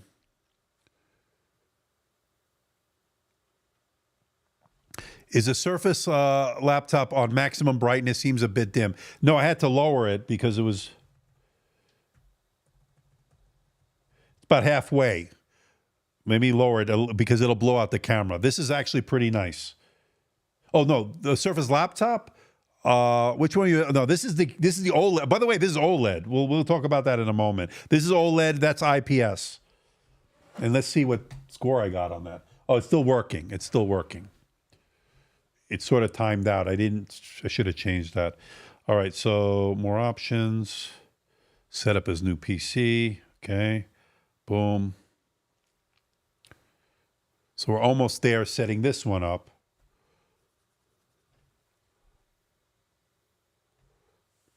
Why did you plug the Lenovo in? I wanted to see Yeah, I already did that. I already showed it on I did with the Geekbench. I want to see what it's going to get Cinebench 2024 with it plugged in. So just hold down, fart in the wind. And stop repeating yourself, otherwise I'll ban you. Okay, we got our score. It's 989. So multi-core is 989. Let's check out the single core. So 989, where does that... We'll have to look to see where that stands. Remember, this is the X1 Elite, the 78-100, right? So there's the 80-100. This is the 78-100. All right, here's a CPU. Let's do the single core. So plugged in, 989.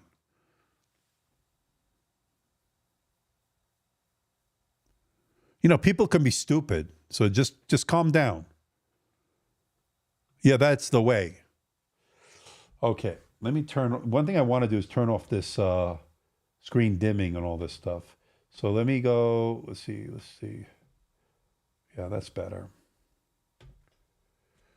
Okay, we got our score on battery on the Surface Laptop 7. And this one got on battery, and I'll show you here, 2295 single core, 10,100. So let me take a screenshot and we'll compare it. We'll do the contrast. Okay, so where does that leave us? So let me go over here. This did 2835 single core, 14,370. So there's a nice variation here when you're plugged in and when you're not. So there's 10,100 and there is 14,370. Single core 2835 and then battery 2295. So you are seeing some variation for those wondering. Okay. Skip that. This was a little bit bright on this one. This is the OLED. Skip that. Not now. Sorry, I don't mean to get out of... How is the IPS on the laptop Surface? It's okay. It's okay. But I could tell you, looking at this, OLED is better, in my opinion. But you know how I feel about OLED. Does OLED have the most nits? No, not necessarily. I'm not sure. What are they claiming on this one? Let me see here. So this is the Surface. I don't know if I brought this up earlier. I probably didn't. Should probably bring it up now. So these are the specs on the Surface Pro 11. 13-inch, 2880 by 1920 or 2.8K resolution, OLED display. I don't have the LCD. I have the OLED. 3:2 aspect ratio, 120 hertz. Doesn't say how bright it gets. I'll measure that and bring it to you in the full review. You're looking at the Snapdragon X Elite. We could also get it with the Plus. I have the X Elite, and it's 16 gigabytes, or you could get 32. In terms of the RAM, 256 starts. In terms of the SSD, it is upgradable, although where it is placed, it's getting a little bit warm for my liking. Wi-Fi 7, Bluetooth 5.4. And weight-wise, you're looking at 1.97 pounds or 0.89 kilograms. We probably should have weighed that as well. I didn't get a chance to do that yet. And then IR camera, dual 2-watt speakers, Dolby Atmos, and those are the colors: Sapphire, Dune, Platinum, and Black. 2 USB 4 ports, the Surface Connect, and the optional Nano SIM. Apparently, they are going to have one with, I guess, 5G is my guess. I guess I didn't see it, not yet at least. Pricing, you're looking at $14.99 as configured here today, plus the very expensive keyboard. And we'll talk about that soon. But yeah, it's all in pretty expensive. I think I spent over $2,000 on this, which is kind of crazy if you think about it. So that is the Surface Pro 11. So there you go. Excuse me, I'm getting a little bit, my throat is a little bit sore now. All right, so this is finishing up here. We're going to get our single core score on the Cinebench 2024. But this gives us an idea, right? I don't know if I necessarily need to run on all of these right now, but this tells us 989 multi-core. What did we see on a lot of the Core Ultra 7 155H, 750, 730, around that area with the HP Spectre X360, the 14, I think 700 and change. We're seeing a better CPU performance here, multi-core, on the same test. So pretty interesting. That's running the Intel Core Ultra 7 155H. This is the Snapdragon X1 Elite. All right, so let's take a look at this. And you're all set. Now you could talk about this, showing you a little diagram here regarding the Surface Pen. Let me put it on me for a second as I gotta unlink this.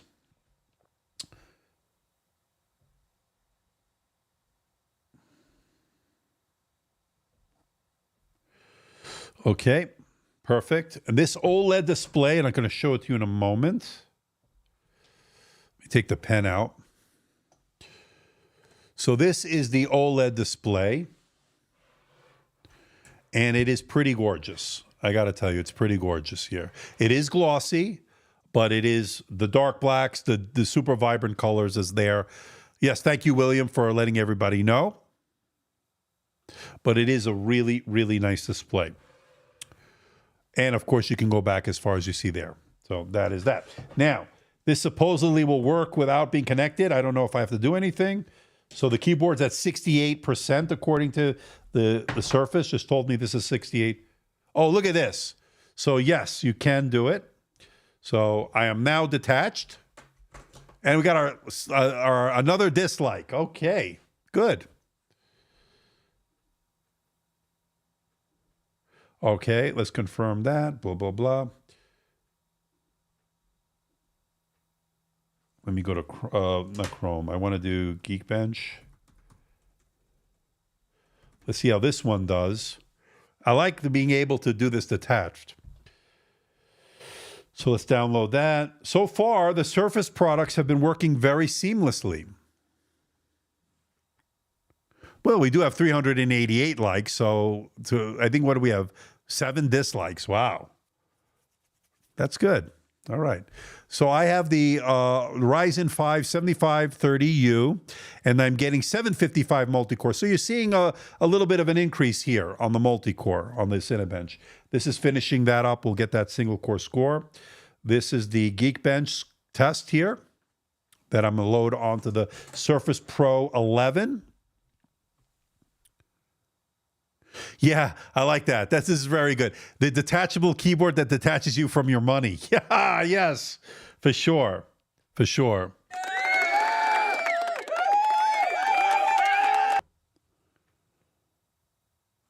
Let me see what other sounds I have.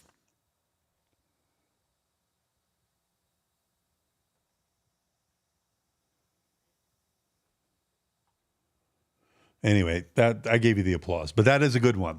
All right, Apple keyboard barely stand and don't work detached. Yeah. Okay, so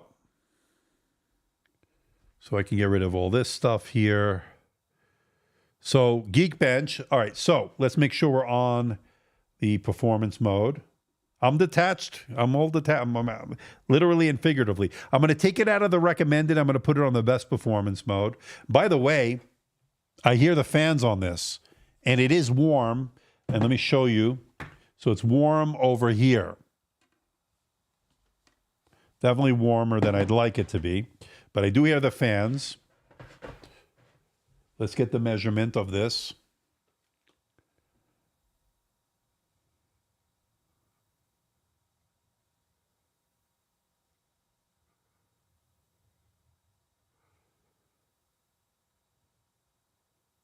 Yeah, it's about 33, maybe 34 at most. That's pretty quiet, so not too bad. But again, we haven't really pushed it all that much, so we'll see how that's going to go. All right, so let me close this. And Geekbench, next. Agree, next. Install. So far, the Surface has been the most fluid, right? I mean, the only hiccup I had really was the Lenovo, which is right here.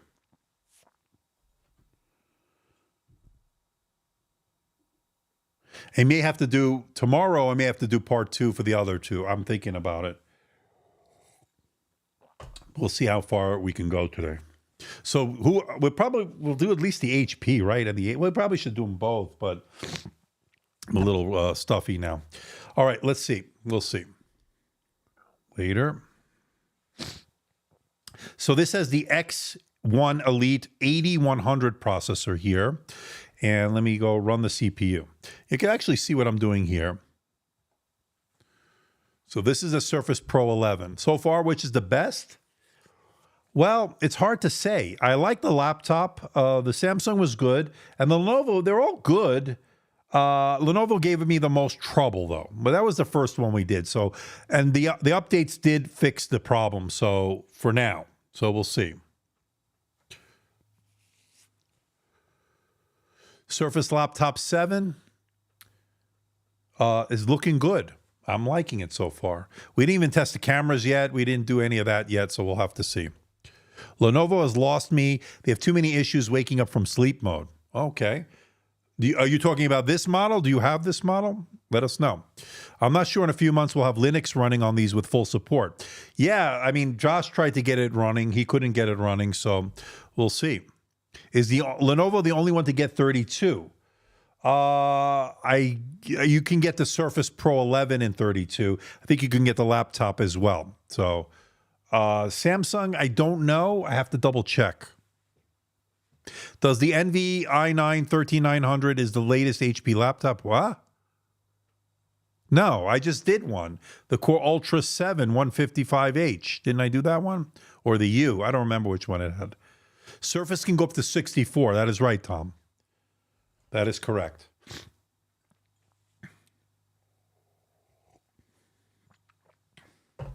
Would the Lenovo be good for a computer science student? Yeah, I think it would. Again, be careful with these. These are day one things that are happening here. There are going to be bugs. There are going to be things that don't work. There are going to be some hiccups. And we saw a few of them right out of the box. But so far, the laptop 7 and the Surface Pro 11, even the Samsung, all worked okay. We still have to do the HP. Up to 64 gigabytes on the Surface. That is correct.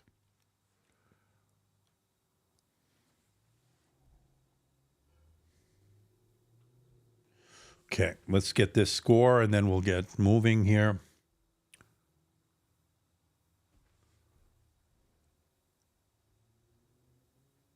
Wonder Sausage, right on. Okay.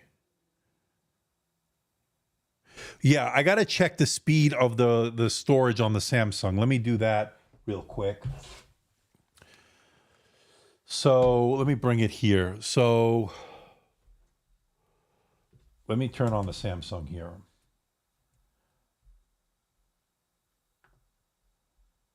Let me close that. Let me download the Crystal Disk Mark. See, it should run on this without any issues.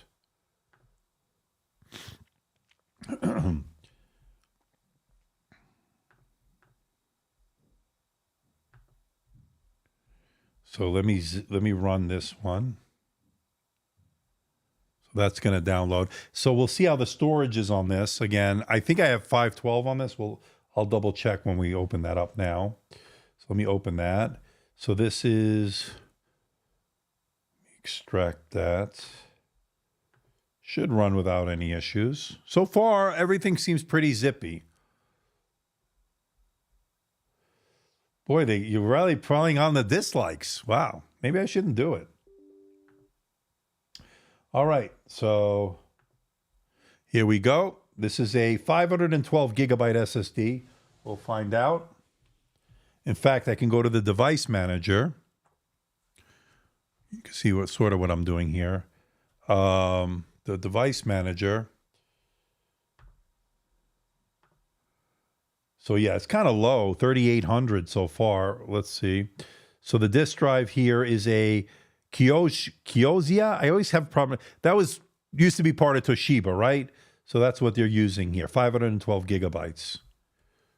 So on the Samsung. We have 414 likes, so yeah, I'm not complaining here. IPS generally is better than OLED in battery. Okay, we got our result here. Take a look at this. 2849 on the single core, 14,339 on the multi-core. All right, and then let's do the graphics on this. But it's going to be more or less the same. All right. Whew. So long stream so far. What are we at? We're at 2 hours and 11 minutes. So the SKUs are going to be a little different. So we have the Snapdragon X Elite, the 8100 on this one. I think it's the 78100 on the Lenovo. I think it's the 8100 on the Samsung. Same for the laptop. That's what we have. Battery life. So when I started this was at 100% on battery. Oh, I plugged it back in. Okay. So that's finishing the render. I don't know what's taking so long on that. I'm going to have to rerun that to get that single core. That should have been done. Oh, it's still working. We got 989 single multi-core, so we'll see. All right. 420 likes, 420.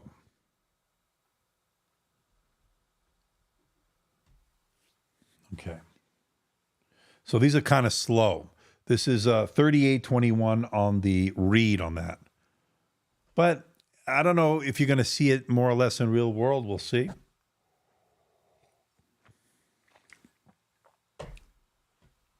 We could run this on the battery as well. I mean, look, this is just to give us an idea. I'm going to be putting these through its full paces in the full review. It's going to take a little bit of time, but there you go. Yeah, that's kind of low. 2839 right now. It's doing the right on that. Not great. Yeah, Lunar Lake is going to be good from what I hear. So we'll have to see.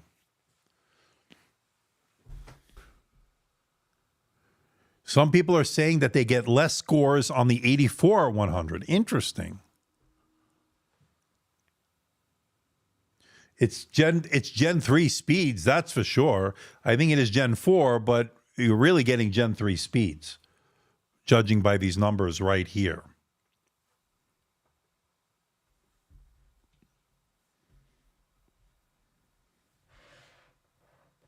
You could see it happening in real time. The 12,000 on multi-core. Like 12,000, interesting, so it's getting less. ARM is a flop. Wow, I don't know about that. It worked well for Apple. So yeah, this is 20,166. This is more or less what we've been seeing on that. So, whew. This is exhausting. And we didn't even do the other two. I may have to hold those for another day. These are very mediocre scores. I mean, it's fine. In real world, for the person that's going to use this, it's fine. This is a Samsung. Let me see on the what we get on the Surface Pro 11. Let me download that.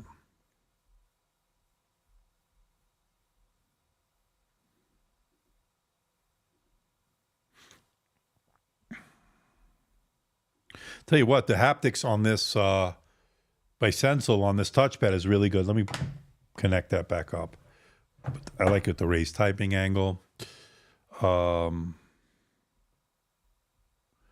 let me download this.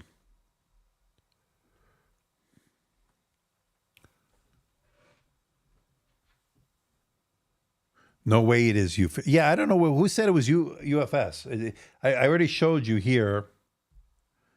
According to the device manager, this disk drive on the Samsung is the Kioxia, K-I-O, I don't know how you pronounce it, but it is I think it's an SSD storage. I don't know. All I know is I see the results there, and they're mediocre at best. So let's see what they're using on the Surface. And that is upgradable, because it has that little latch that you can... Kioxia on a Samsung. Yeah, I don't know what the hell. They do some weird stuff at Samsung, that's for sure. They really do some weird stuff. And not just when it comes to storage. So this has a 512 gigabyte SSD. We'll see. Yeah, not even that much better. I mean, actually, it's probably a little less. This also might suffer from that same syndrome, not great speeds. Yeah, definitely not remarkable. It uses EUFS. Okay, so EUFS embedded. Okay. I don't know what Samsung, sometimes some of the things they do just, it's puzzling.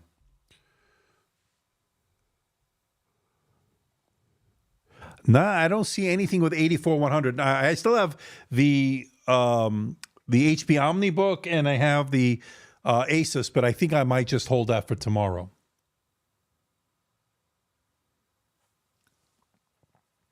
At least with the Surface Pro, they use the 2230 size.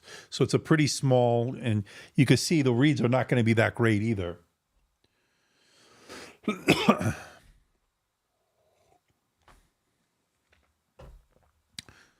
Wow. HP is all 78 or 80. Okay.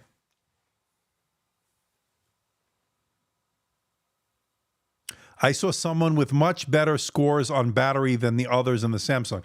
Yeah, I don't know. That was on battery. And again, it could be running things in the background. Drivers could be updating. Take what we see here with a grain of salt. I had some issues with that. Oh, by the way, on the Lenovo, we got our single core score of 107. So 107, it's in the background there. Single core, Cinebench 2024, and 989 multi-core. Okay.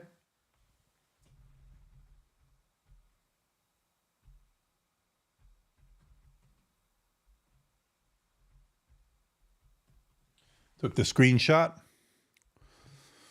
Oh, yeah. So if you look at this. So, yeah, this is not great. 3614 on this one. I didn't even do the laptop. Probably we should do the laptop as well.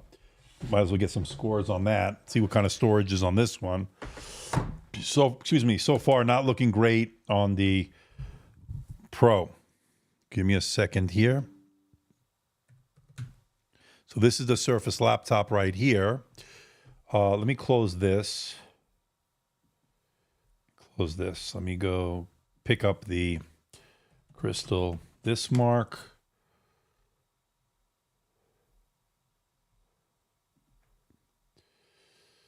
So I definitely see a difference in the IPS versus the OLED. It's not quite, it's good. This is a very good display, but it's not quite as sharp as the OLED. And that's not surprising. We know that. We know that, so.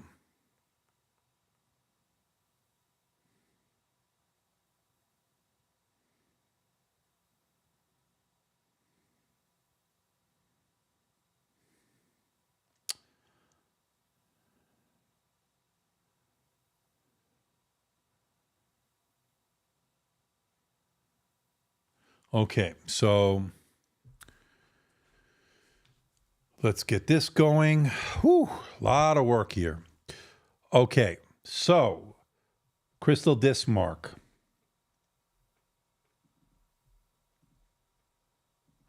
I mean, nobody besides Josh and myself. Who else is showing you this stuff?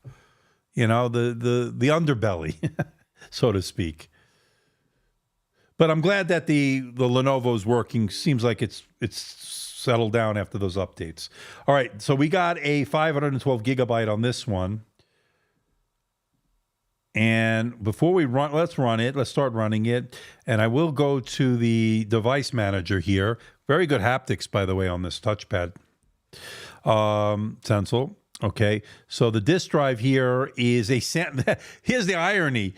Microsoft is using a Samsung, okay, 512 gigabyte SSD, and Samsung is using not their own, so makes no sense. Again, typical Samsung, trying to save a buck here and there, I guess. 30 somehow, I don't know how it's more. Why? I guess is it cheaper for them? I don't know. 3614 so far on the right, so not great on the Surface products in general so far. What level of brightness is a Surface IPS? So right now, I'm at, let's see. Right now, this is 55 right here. Right now it's 55. This is all the way up to 100. It's pretty bright. I got to tell you, it's pretty bright. This is 100. This is 75. And this is 50%. And this is 25%. And this is 0. Gets pretty dark, actually. So let's keep it around 50%. All right. Yeah, it's good brightness.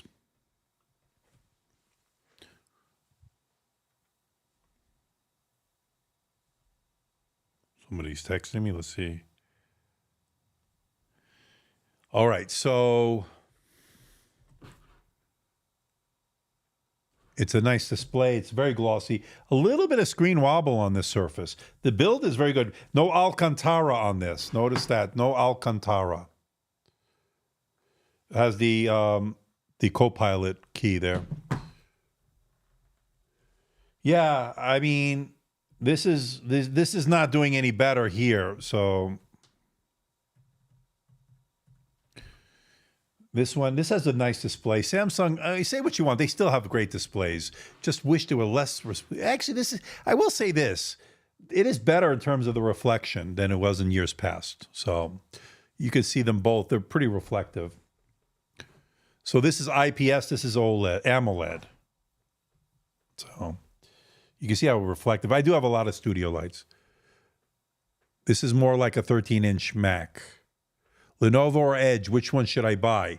Well, my recommendation is it just depends on what you want to do, because I would hold off until they iron out some of the bugs. But I would say if you need it now, get it now. But I mean, it's still early days here. So I don't know.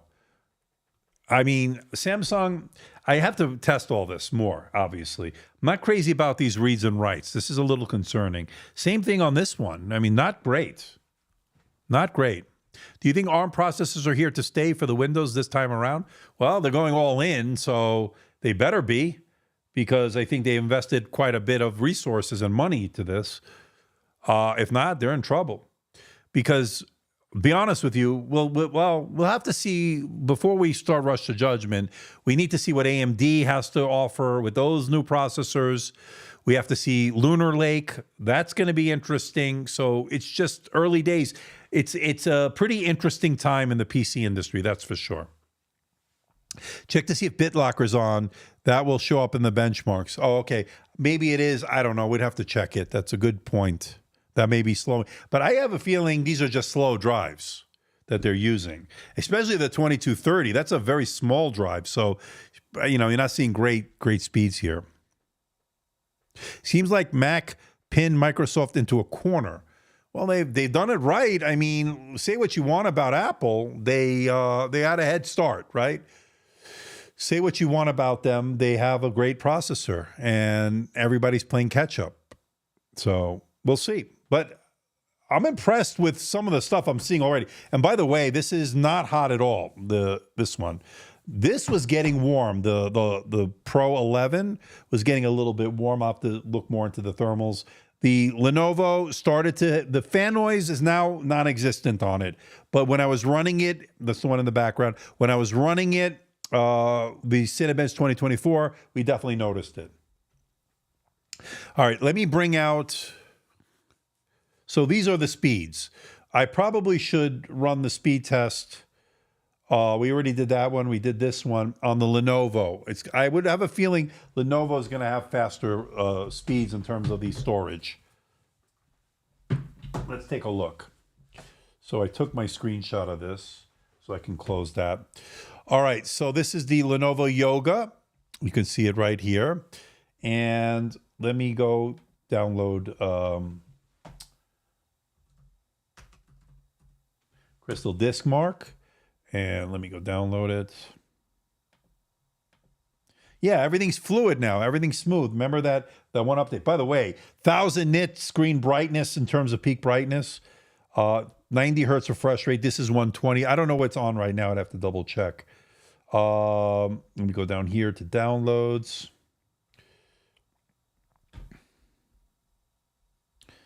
Download that zip file. So that should download automatically. Not great speeds on the Surface stuff that I've saw, and not great on the Samsung. So right now, let's see this one.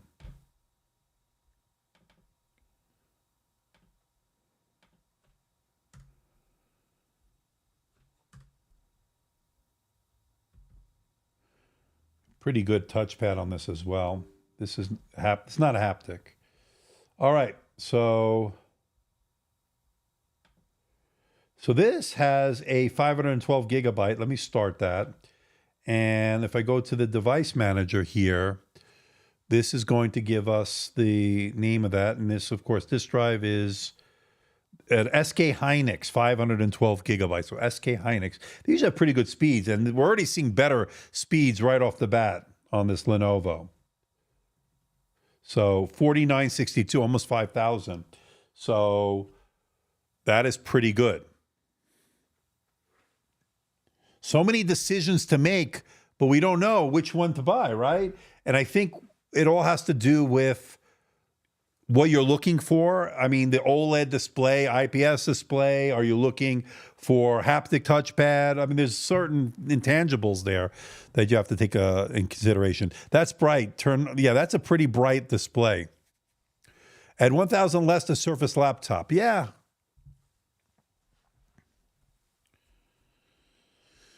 Whew, this is exhausting. We've been going now for 2 hours and 27 minutes. I'll try to put some chapters in. It's going to be a little bit tough. So 49, almost 5,000 on this one. On the Lenovo. This is a pure sight display, according to that. I didn't even test the sound on these yet. So I visited Best Buy, saw all the laptops, tested the speakers, cameras, etc. I think the Edge is the closest to the Mac, and it has something of everything. Okay. Andrew, if you have to pick only one on the table, which would you go for? That's a tough one. Wow, that's a tough one. So I like the display on the Lenovo. The fact that it gets so bright at 1,000 nits, that's a big deal to me. So I like that OLED. I'll give that to Lenovo. Although that Surface Pro 11 OLED display is really nice, but it's a different form factor. So I think if I wanted a traditional laptop, maybe I'd go Lenovo, simply because it has a faster drives, as you're seeing here. It did give me a few hiccups, but I think the keyboard, to me, I like the keyboard. So it's a tough one. The problem, I like the laptop's keyboard very great. I love the haptic touchpad from Sensel on this one. But the problem with this one is it's got an IPS display, and I kind of want the OLED. And I really want to see what HP has to offer. We have it here. That is, of course, the OmniBook. I'd like to get that out of the box. I'm debating whether we should do it tonight. It's getting a little bit late, but I don't know. I have that, and then we have the Vivobook, which is looking good. You know, that has a numpad. Some people want to crunch numbers, although it is a condensed kind. So we'll see. So if I had to choose one, I might go with the Lenovo, only because it has the 1,000 nit peak brightness that I'm looking for. Yes, it's 90 hertz. It's not 120. It doesn't seem overly reflective, although it is reflective. And I like this color. So I don't know. And the dark keys are easy to see. The contrast here, as far as this backlighting, you can actually see it really well here. So I think I'm going to lean towards that, I guess, for now. Yeah, I kind of thought that they would put an OLED in the Surface laptop. I kind of think that's a missed opportunity. I know they put it in that one, but yeah, I'm leaning towards Lenovo at this point. Samsung, the problem with Samsung is, yes, it does check a lot of the boxes, but it's sort of like it's that pretty girl that you'd meet. I have to put it on me for this. It's like that pretty girl that you meet and you go out with her. Everything's great on the surface. But as you start to use it a little bit more, that's a poor choice of words. As you start to know each other more, the flaws of the underbelly comes out, right? So when she takes off the makeup and you see like, oh, that's a big disparity there. It's kind of like what Samsung does. They sort of tease you. Oh yeah, that looks great. You know, everything. The key travel's not great. The display is a little too wobbly. The reflectiveness is too much. You know, so yeah. So if that terrible analogy, but yeah. So I want to bring out HP for just to see, because I don't know how far we're going to get into it. And I know I have Asus. I may just do a separate video on that one. So this is the reads and writes. Let me get the screenshot on this. Okay, so that's that. Let me close this. Let me get the screenshot on this one. And let me do that. Okay, that's done on that one. Yeah, it's sort of cooled down. It must have been doing something. Okay, so let's put these over here. Let's put this over here. We'll revisit all these in a moment. All right, let's bring out another one. Let's do the HP. So this is the OmniBook here, and this, of course, is HP's first foray into this segment. And of course, let me bring out the specs here for the OmniBook X. Yes, HP went through a major rebranding, everybody. They are now known as the OmniBooks as far as their consumer line, and their business line is going to be the Elite Book, the Elite Book Ultra. They sent me this one. This is the OmniBook, and it is a 14-inch display here, 2.2K IPS. 300 nits is a little disappointing. I mean, I would like to see that higher, to be honest with you. It's got a Snapdragon X Elite. I don't know which one. We'll take a look at specifically when we get it out of the box. It's got the Adreno graphics. We know that. 16 gigabytes of onboard memory, a terabyte of storage. It's got a 3-cell 59 watt-hour battery, which is a little bit lower than some of the others. It also has Wi-Fi 6E, Bluetooth 5.3. I would have liked to have seen Wi-Fi 7 on that one. So that's a little disappointing. This one comes in at a shade under 3 pounds, or 2.97 pounds, or 1.347 kilograms. This one has a 5-megapixel IR camera, and you know HP's doing cameras the right way for the last couple of years. They've been really killing it. Dual speakers on this, of course, HP Audio Boost Poly Studio. Meteor Silver is the color here, and it's got a host of ports we'll take a look at in a moment. And if you want to pick one up, there is a link in the description below. Now, if you go to Best Buy, $11.99 is configured here. It looks like with the 1 terabyte of storage, 16 gigabytes of RAM. It is a Copilot Plus PC. So, see, 300 nits to me is a little lacking there, but we'll have to take a look at it. So, without further ado, you know the drill, folks. Let's get this out of the box.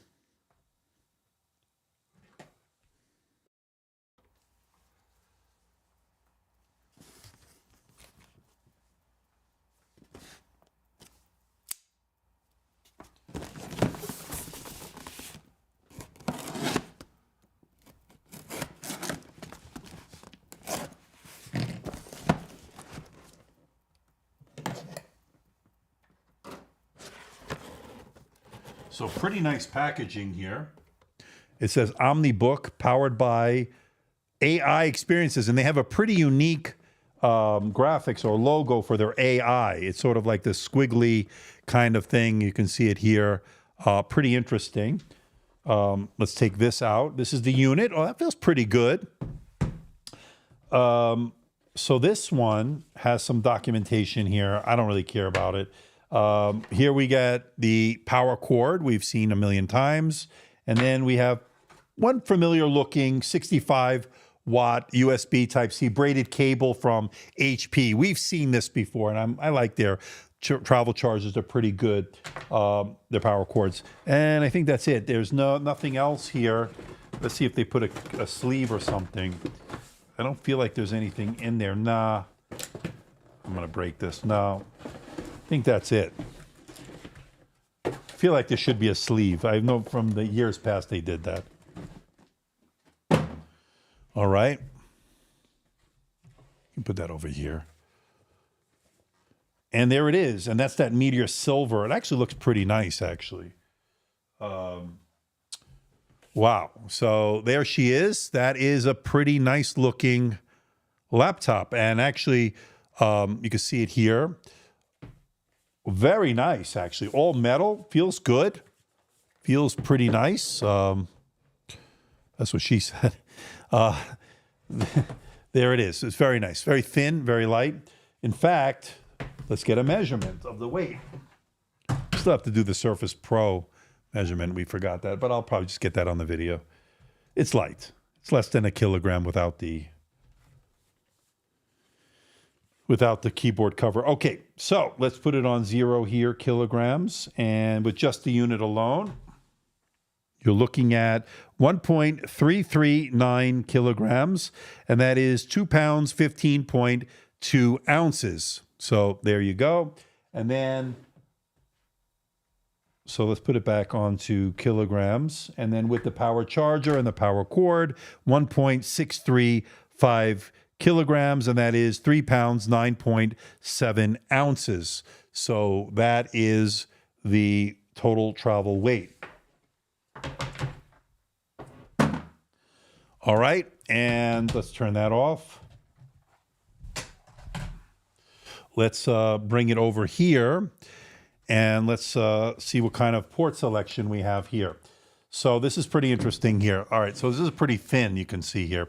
So you get 2 USB, hopefully they're 4.0 ports. We'll check all that out, okay? And then on this side, you get a drop jaw USB-A that keeps it thin, and then, of course, a 3.5 millimeter microphone headphone combo jack. All right. And then that is the keyboard. And I like that they changed the color of the power button to differentiate it. That's pretty interesting. It looks pretty nice. Feels good. The keyboard actually feels like a good keyboard. I like the way HP does their keyboards. So it is bright, although it's not as bright as I'd like it. I'd like to see that a little bit brighter. Turn on narrator. It is a touch screen. So it is okay. I'm not going to lie to you and say it's bright enough. I think they could have gone brighter, to be honest with you. Let me plug that in. Yeah, so far it looks pretty good. It's got some branding here. It's got that little AI squiggly thing that they're going with. Pretty nice. Let's skip that. The wobble. Yeah, it's got a little bit of wobble. Look at this. Hold on. What's going on here? Let's see. It's like top heavy. I don't know. Maybe is it because I'm connected here? Let's see. Hold on. Yeah, it feels like it can tip over. What's going on there? All right, I'll have to investigate that more. The Lenovo was crooked. It wasn't even, and this one's a little bit top heavy, a little wobbly. We'll see. Okay. Does it wobble when typing? No. Well, that's good news there. So let me connect it up to my network. So it doesn't really have too much screen wobble when typing, which is a big pet peeve of mine. You know that. So keyboard's really good, by the way. I like it. That's nice. Let's see here. Okay, so let's go next. So it's going to get the updates. So it's going to do its thing now. Pretty nice build quality, although I'm a little bit like, why is this like tipping over? The others don't do that. Let me see. The Surface laptop. Let's see here. We got a super chat from Victor Andrade. Thank you, my friend. It seems like this is your honest live stream ever. My longest honest. I'm tired. I can imagine how you're holding up. Yeah, I'm a little bit tired, but this is a once in a lifetime kind of thing. Well, not once in a generational kind of thing in terms of this. But I do appreciate that, Victor. You are so generous. Thank you so much. All right. So check this out. So if I open this up and I start, yeah, it doesn't tip over. Look how balanced and weighted that is. You can see it better here. So if I go like this, I'd have to give it a lot of push here to put here. It's like nothing. Yeah, this is a little bit more weight. I don't know. Maybe I'm just being maybe I'm tired.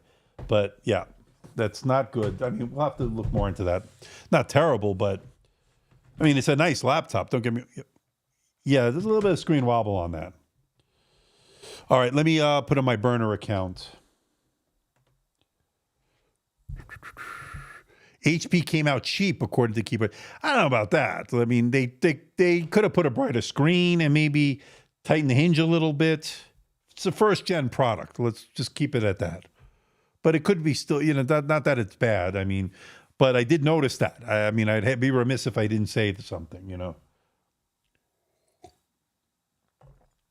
Okay, it's getting all the latest features, so let it do its thing, okay?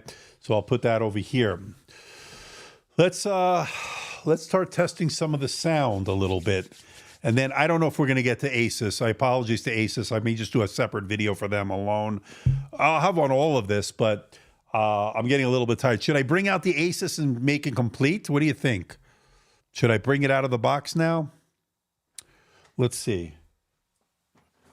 I don't know. We might as well. We might as well. This is the Vivobook. Hustler says no. Wait a minute. Hustler says no. Should we listen to Hustler or Raphael? No touch on the Asus. Already too much stuff going on. I always wanted to see an Asus. I don't know. Should I do it now or give it its due, its own video? Bradley says yes. No touch on Asus. It's already too much, according to that. Vivobook coming up. Let's just do it real quick. All right, so let's put this over here. So this is the Asus Vivobook S15. And I actually got some time with it in Taipei when I was a guest of theirs.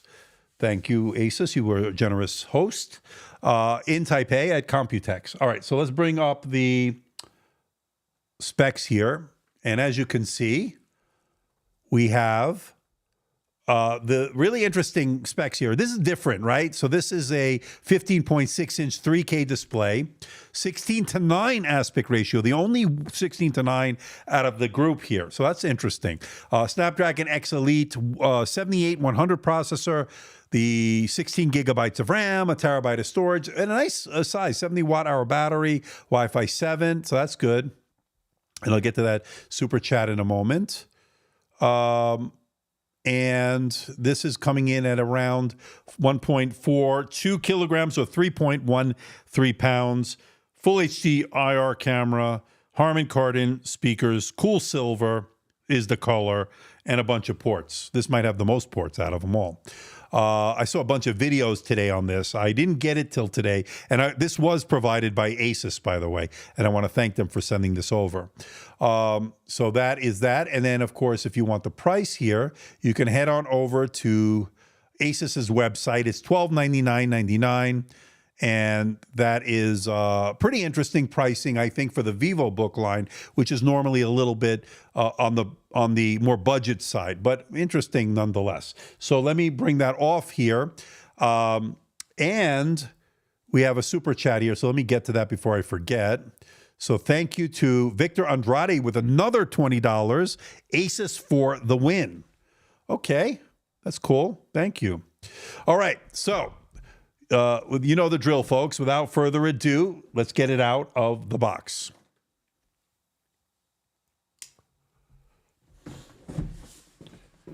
Oh, it's already open. I guess Asus must have checked it before, so I don't need to do my shtick. And I'm tired. All right.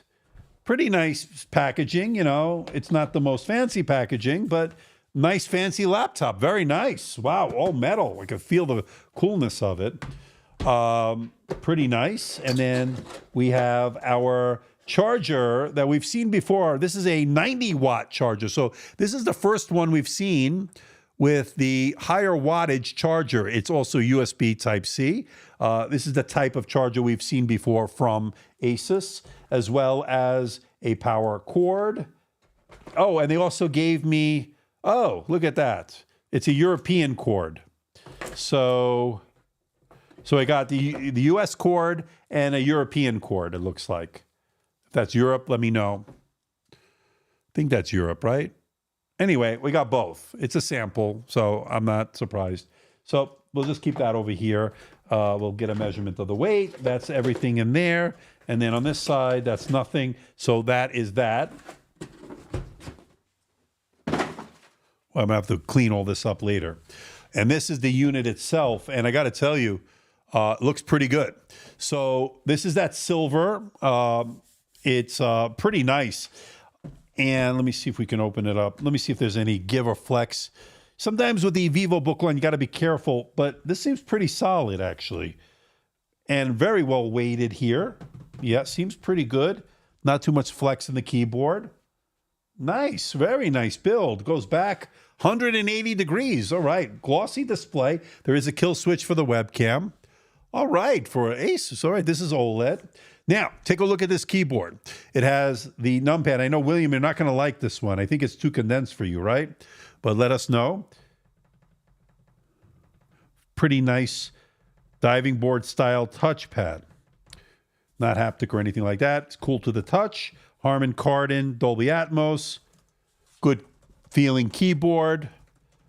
Very, very nice. Now, let's bring out the scale for the weight. And let's go here. Kilograms. So with just the, let me put this over here. So just the unit alone, you're looking at 1.429 kilograms. And with the power charger and say the US power cord, let's see what that is, 1.796 kilograms. And that is 3 pounds, 15.4 ounces. So just a shade under 4 pounds. And if you're in the European plug, I don't think it's going to matter. Maybe it's a little bit more heavier. 4 pounds, 0.2 ounces. And that, of course, is 1.819 kilograms. So that is the total travel weight, depending on which country you're going to. So that is the weight on this. Not too bad. So as far as any kind of ports, you're looking at, let's start off on the left side here. Okay, nice port selection here. We got HDMI. You get 2 USB Type-C ports. And they look like they're 40 each. So that's going to be USB 4. That's good. Micro SD card reader. That's good, but I'd like to see full size. You know my feeling on that. 3.5 millimeter microphone headphone combo jack. All right, now on this side, you're looking at 2 USB Type-A ports. I got to tell you, this is the best port selection out of them all. They have the most variety, and you got to love that. And guess what? A little bit of screen wobble, but not too bad. The hinge in here is pretty good. When you're typing, it's not moving hardly at all. So that's a good sign there. So pretty good in terms, excuse me, in the screen wobble. So William says the numpad is not properly configured here. It's a little squished, not a good layout, right? It should be redesigned or removed, according to William. All right, so that is that. Let's power it on. I know it's going to have to go through it. That's the HP OmniBook is getting its update. So let's at least turn this one on and see what's going on with the screen. So this will have a backlight on it, and you'll notice here that it's an RGB backlighting. So it's a bluish hue here coming out of it, but you can, I think, control that in the settings. Pretty interesting. And there it is. And the good news is it's already set up. Thank you, Asus. Thank you. Thank God. I mean, you're the only one that has it set up, although HP, we had to go through the setup. This one is actually set up. Oh, thank you. The team over at Asus, I do appreciate this. This was a big deal. Probably have to run all the updates and all that. But I got to tell you, this is a very nice OLED display, but it is 16:9. That's interesting. It's also the only one here that's a non-touch. So that's interesting also. So let's see if I press this. So this is as bright as it gets. It's actually pretty bright. Let's see if you can get a look at it here. It's actually a really nice display. It's good. And I like the fact that you have different angles you can go with on it. It's pretty good. There we go. So that's pretty good. I got to tell you, I'm so happy. I don't know whether it's because they already set this up. We'd have to go through that whole rigmarole with the downloads and all this stuff, all the updates, or I mean, I'm just so happy that it's ready to go. Let me connect it to my network. I'm ecstatic. This moved up to near the top of my list all of a sudden. It's actually great. I've used this, had some hands-on time with this at in Taipei at Computex. So pretty good. I'm losing my voice, by the way. I'll have no voice tomorrow. I may not be able to do a video. We'll see.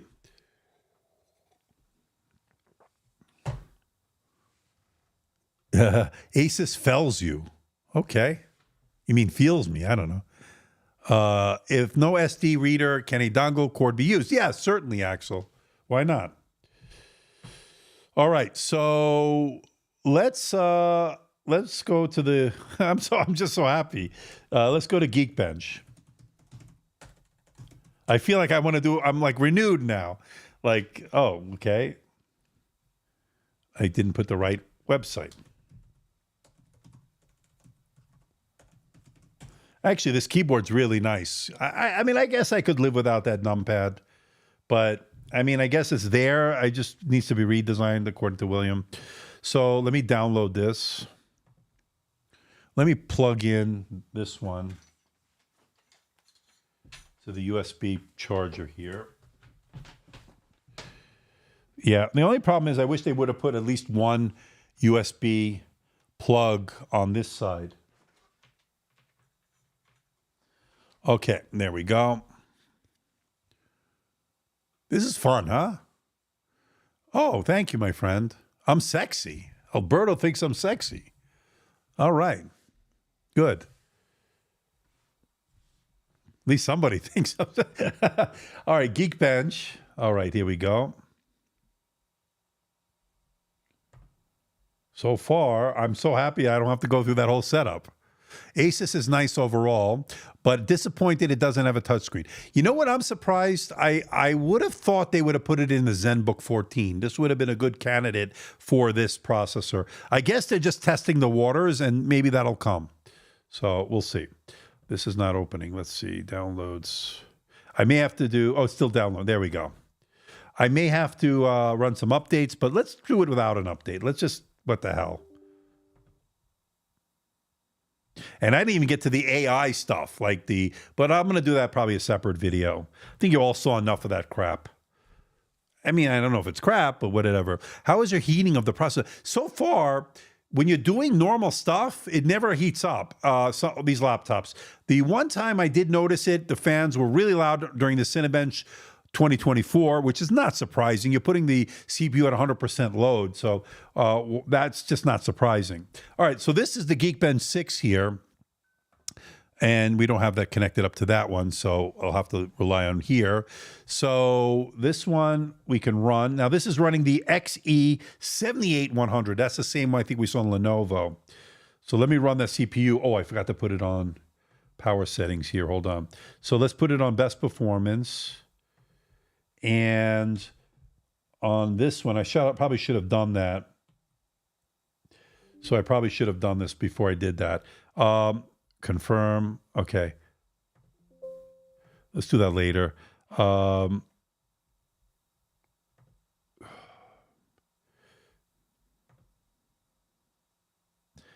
should have downloaded the update, but I guess I have to do it. May have to run. Let's run it the way it is and see what we get, and then we'll go from there. Alder Lake and Raptor Lake sounds like an APU starting up, just fetching updates. Okay. Does it ever get laggy? You know, the only time I saw lag tonight was during the Lenovo unboxing. That was the first one. It needed those updates. That was as simple as that. It needed those updates, those extra updates from the Windows update. So from that point on, we were okay. We were okay. Let me, while this is doing that, let me bring the OmniBook out. And I'm going to enter my credentials here. Just give me a second. Because it did the update and all that. So let me put that in.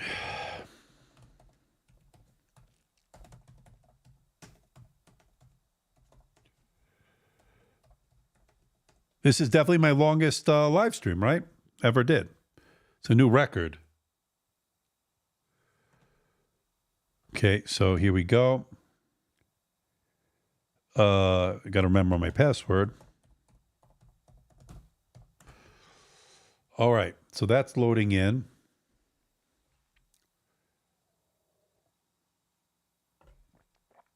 So this does have Windows Hello. You can see it here. So let's set that up. Pretty fast, hopefully. The only one that didn't have Windows Hello is the Samsung. And let me give a pen over here. We maintain good amount of people tonight. So far, looking good. Let me just check the stream here. We've got, right now, 400 concurrent. So pretty good. All right, so next, accept that. Next, all these coming attractions, coming features. Who cares? Let's see what this, does it get laggy? Nope, I answered that already. So far, everything seems pretty okay. Thank you, I appreciate that, Victor. Does it have a fan? Yes, so these all have fans. And thank you, Raphael, William, for all hanging in so long tonight. This was a big one. This was an extravaganza. We did get through all 6 laptops, by the way. A new world record of an unboxing, I guess, of laptops. I don't know if anybody's done 6. This got to be the new world record. So what did we do? We did the Lenovo Yoga Slim 7X. We did the Surface Laptop 7, the Surface Pro 11, the Samsung Galaxy Book 4 Edge. What else did we do? We did the HP OmniBook X, and we did the Asus Vivobook S15. How I remembered all that, I don't know. You're missing some OEMs. Yeah, well, Acer, if you're watching, you know where I am.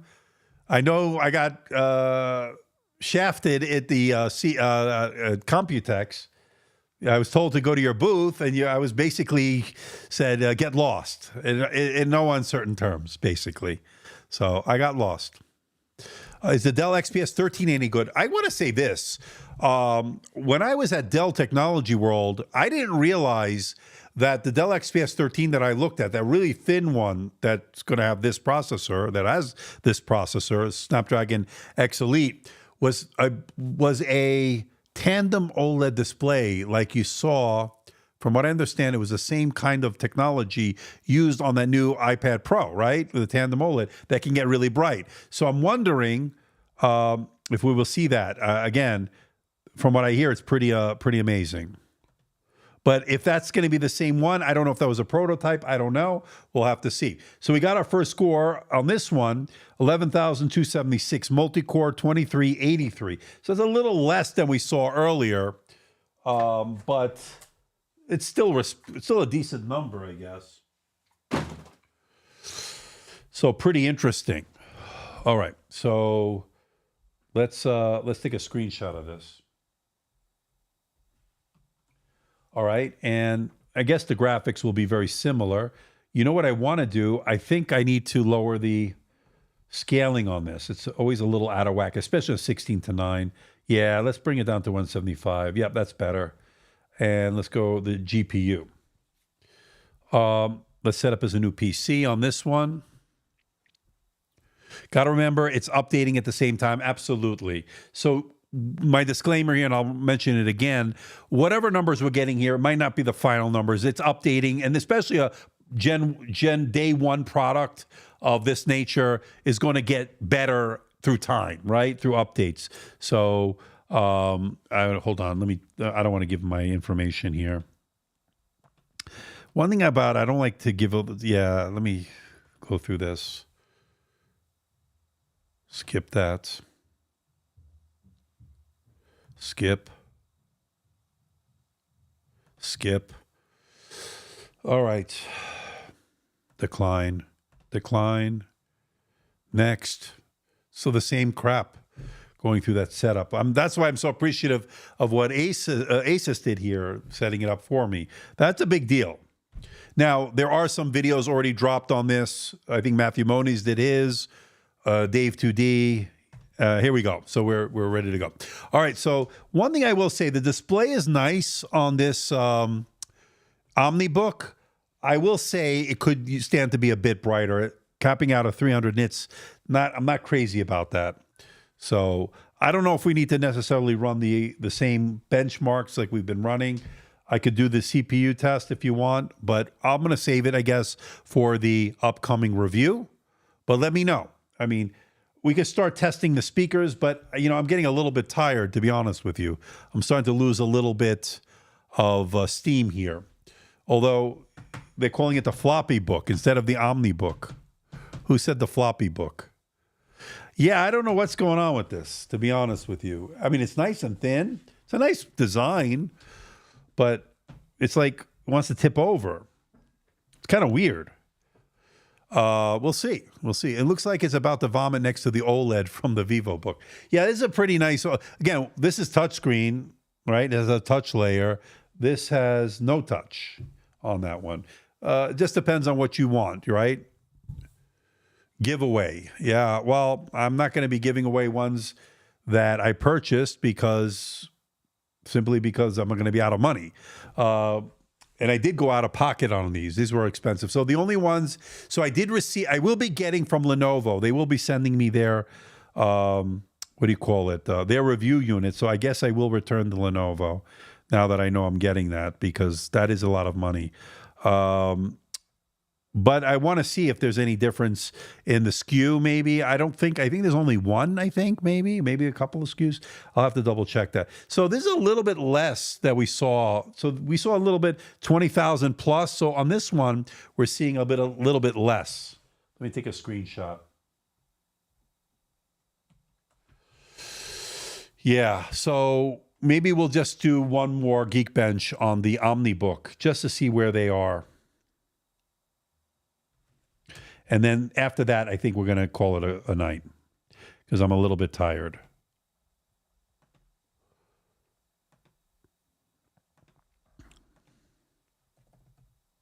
Keyboard's really good on this. I really like this HP keyboard.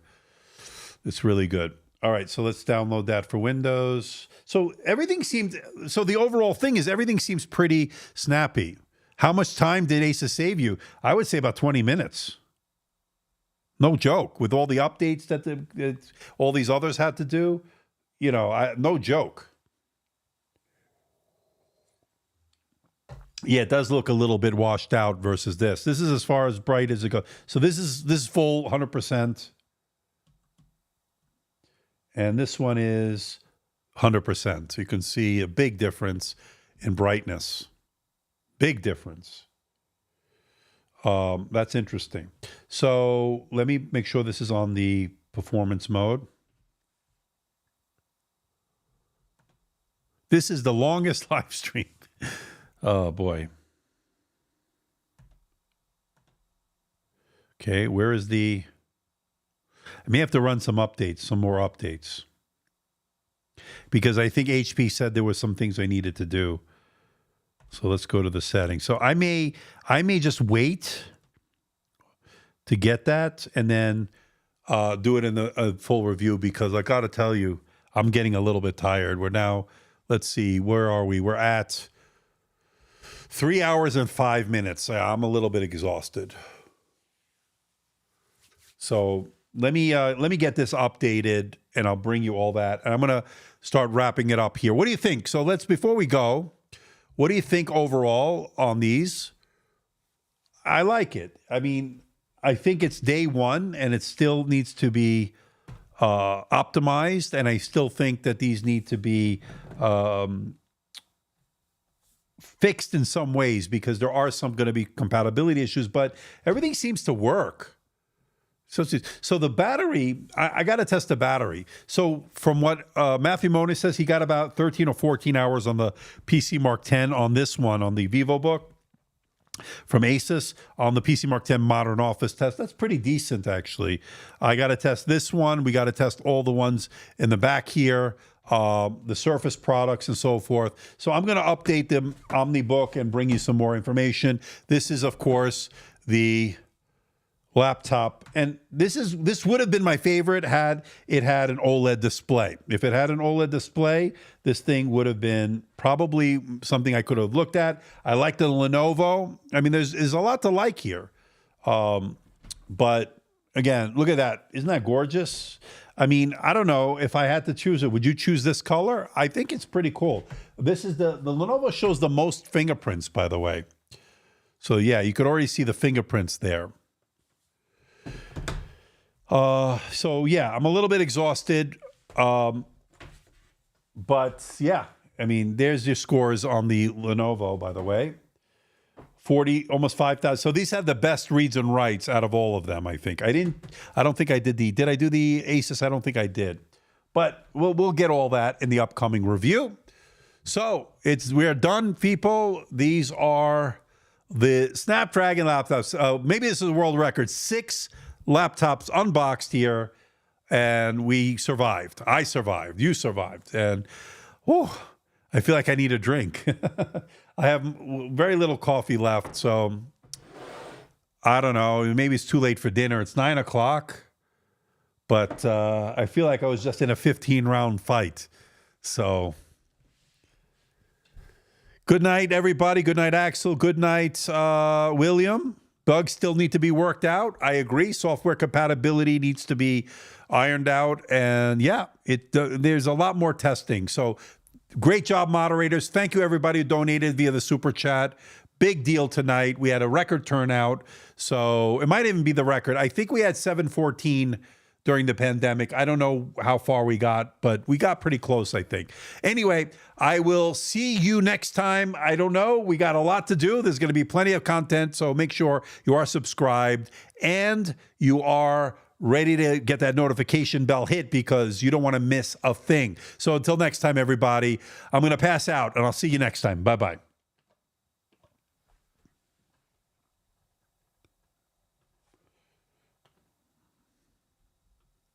If I could hit the right button.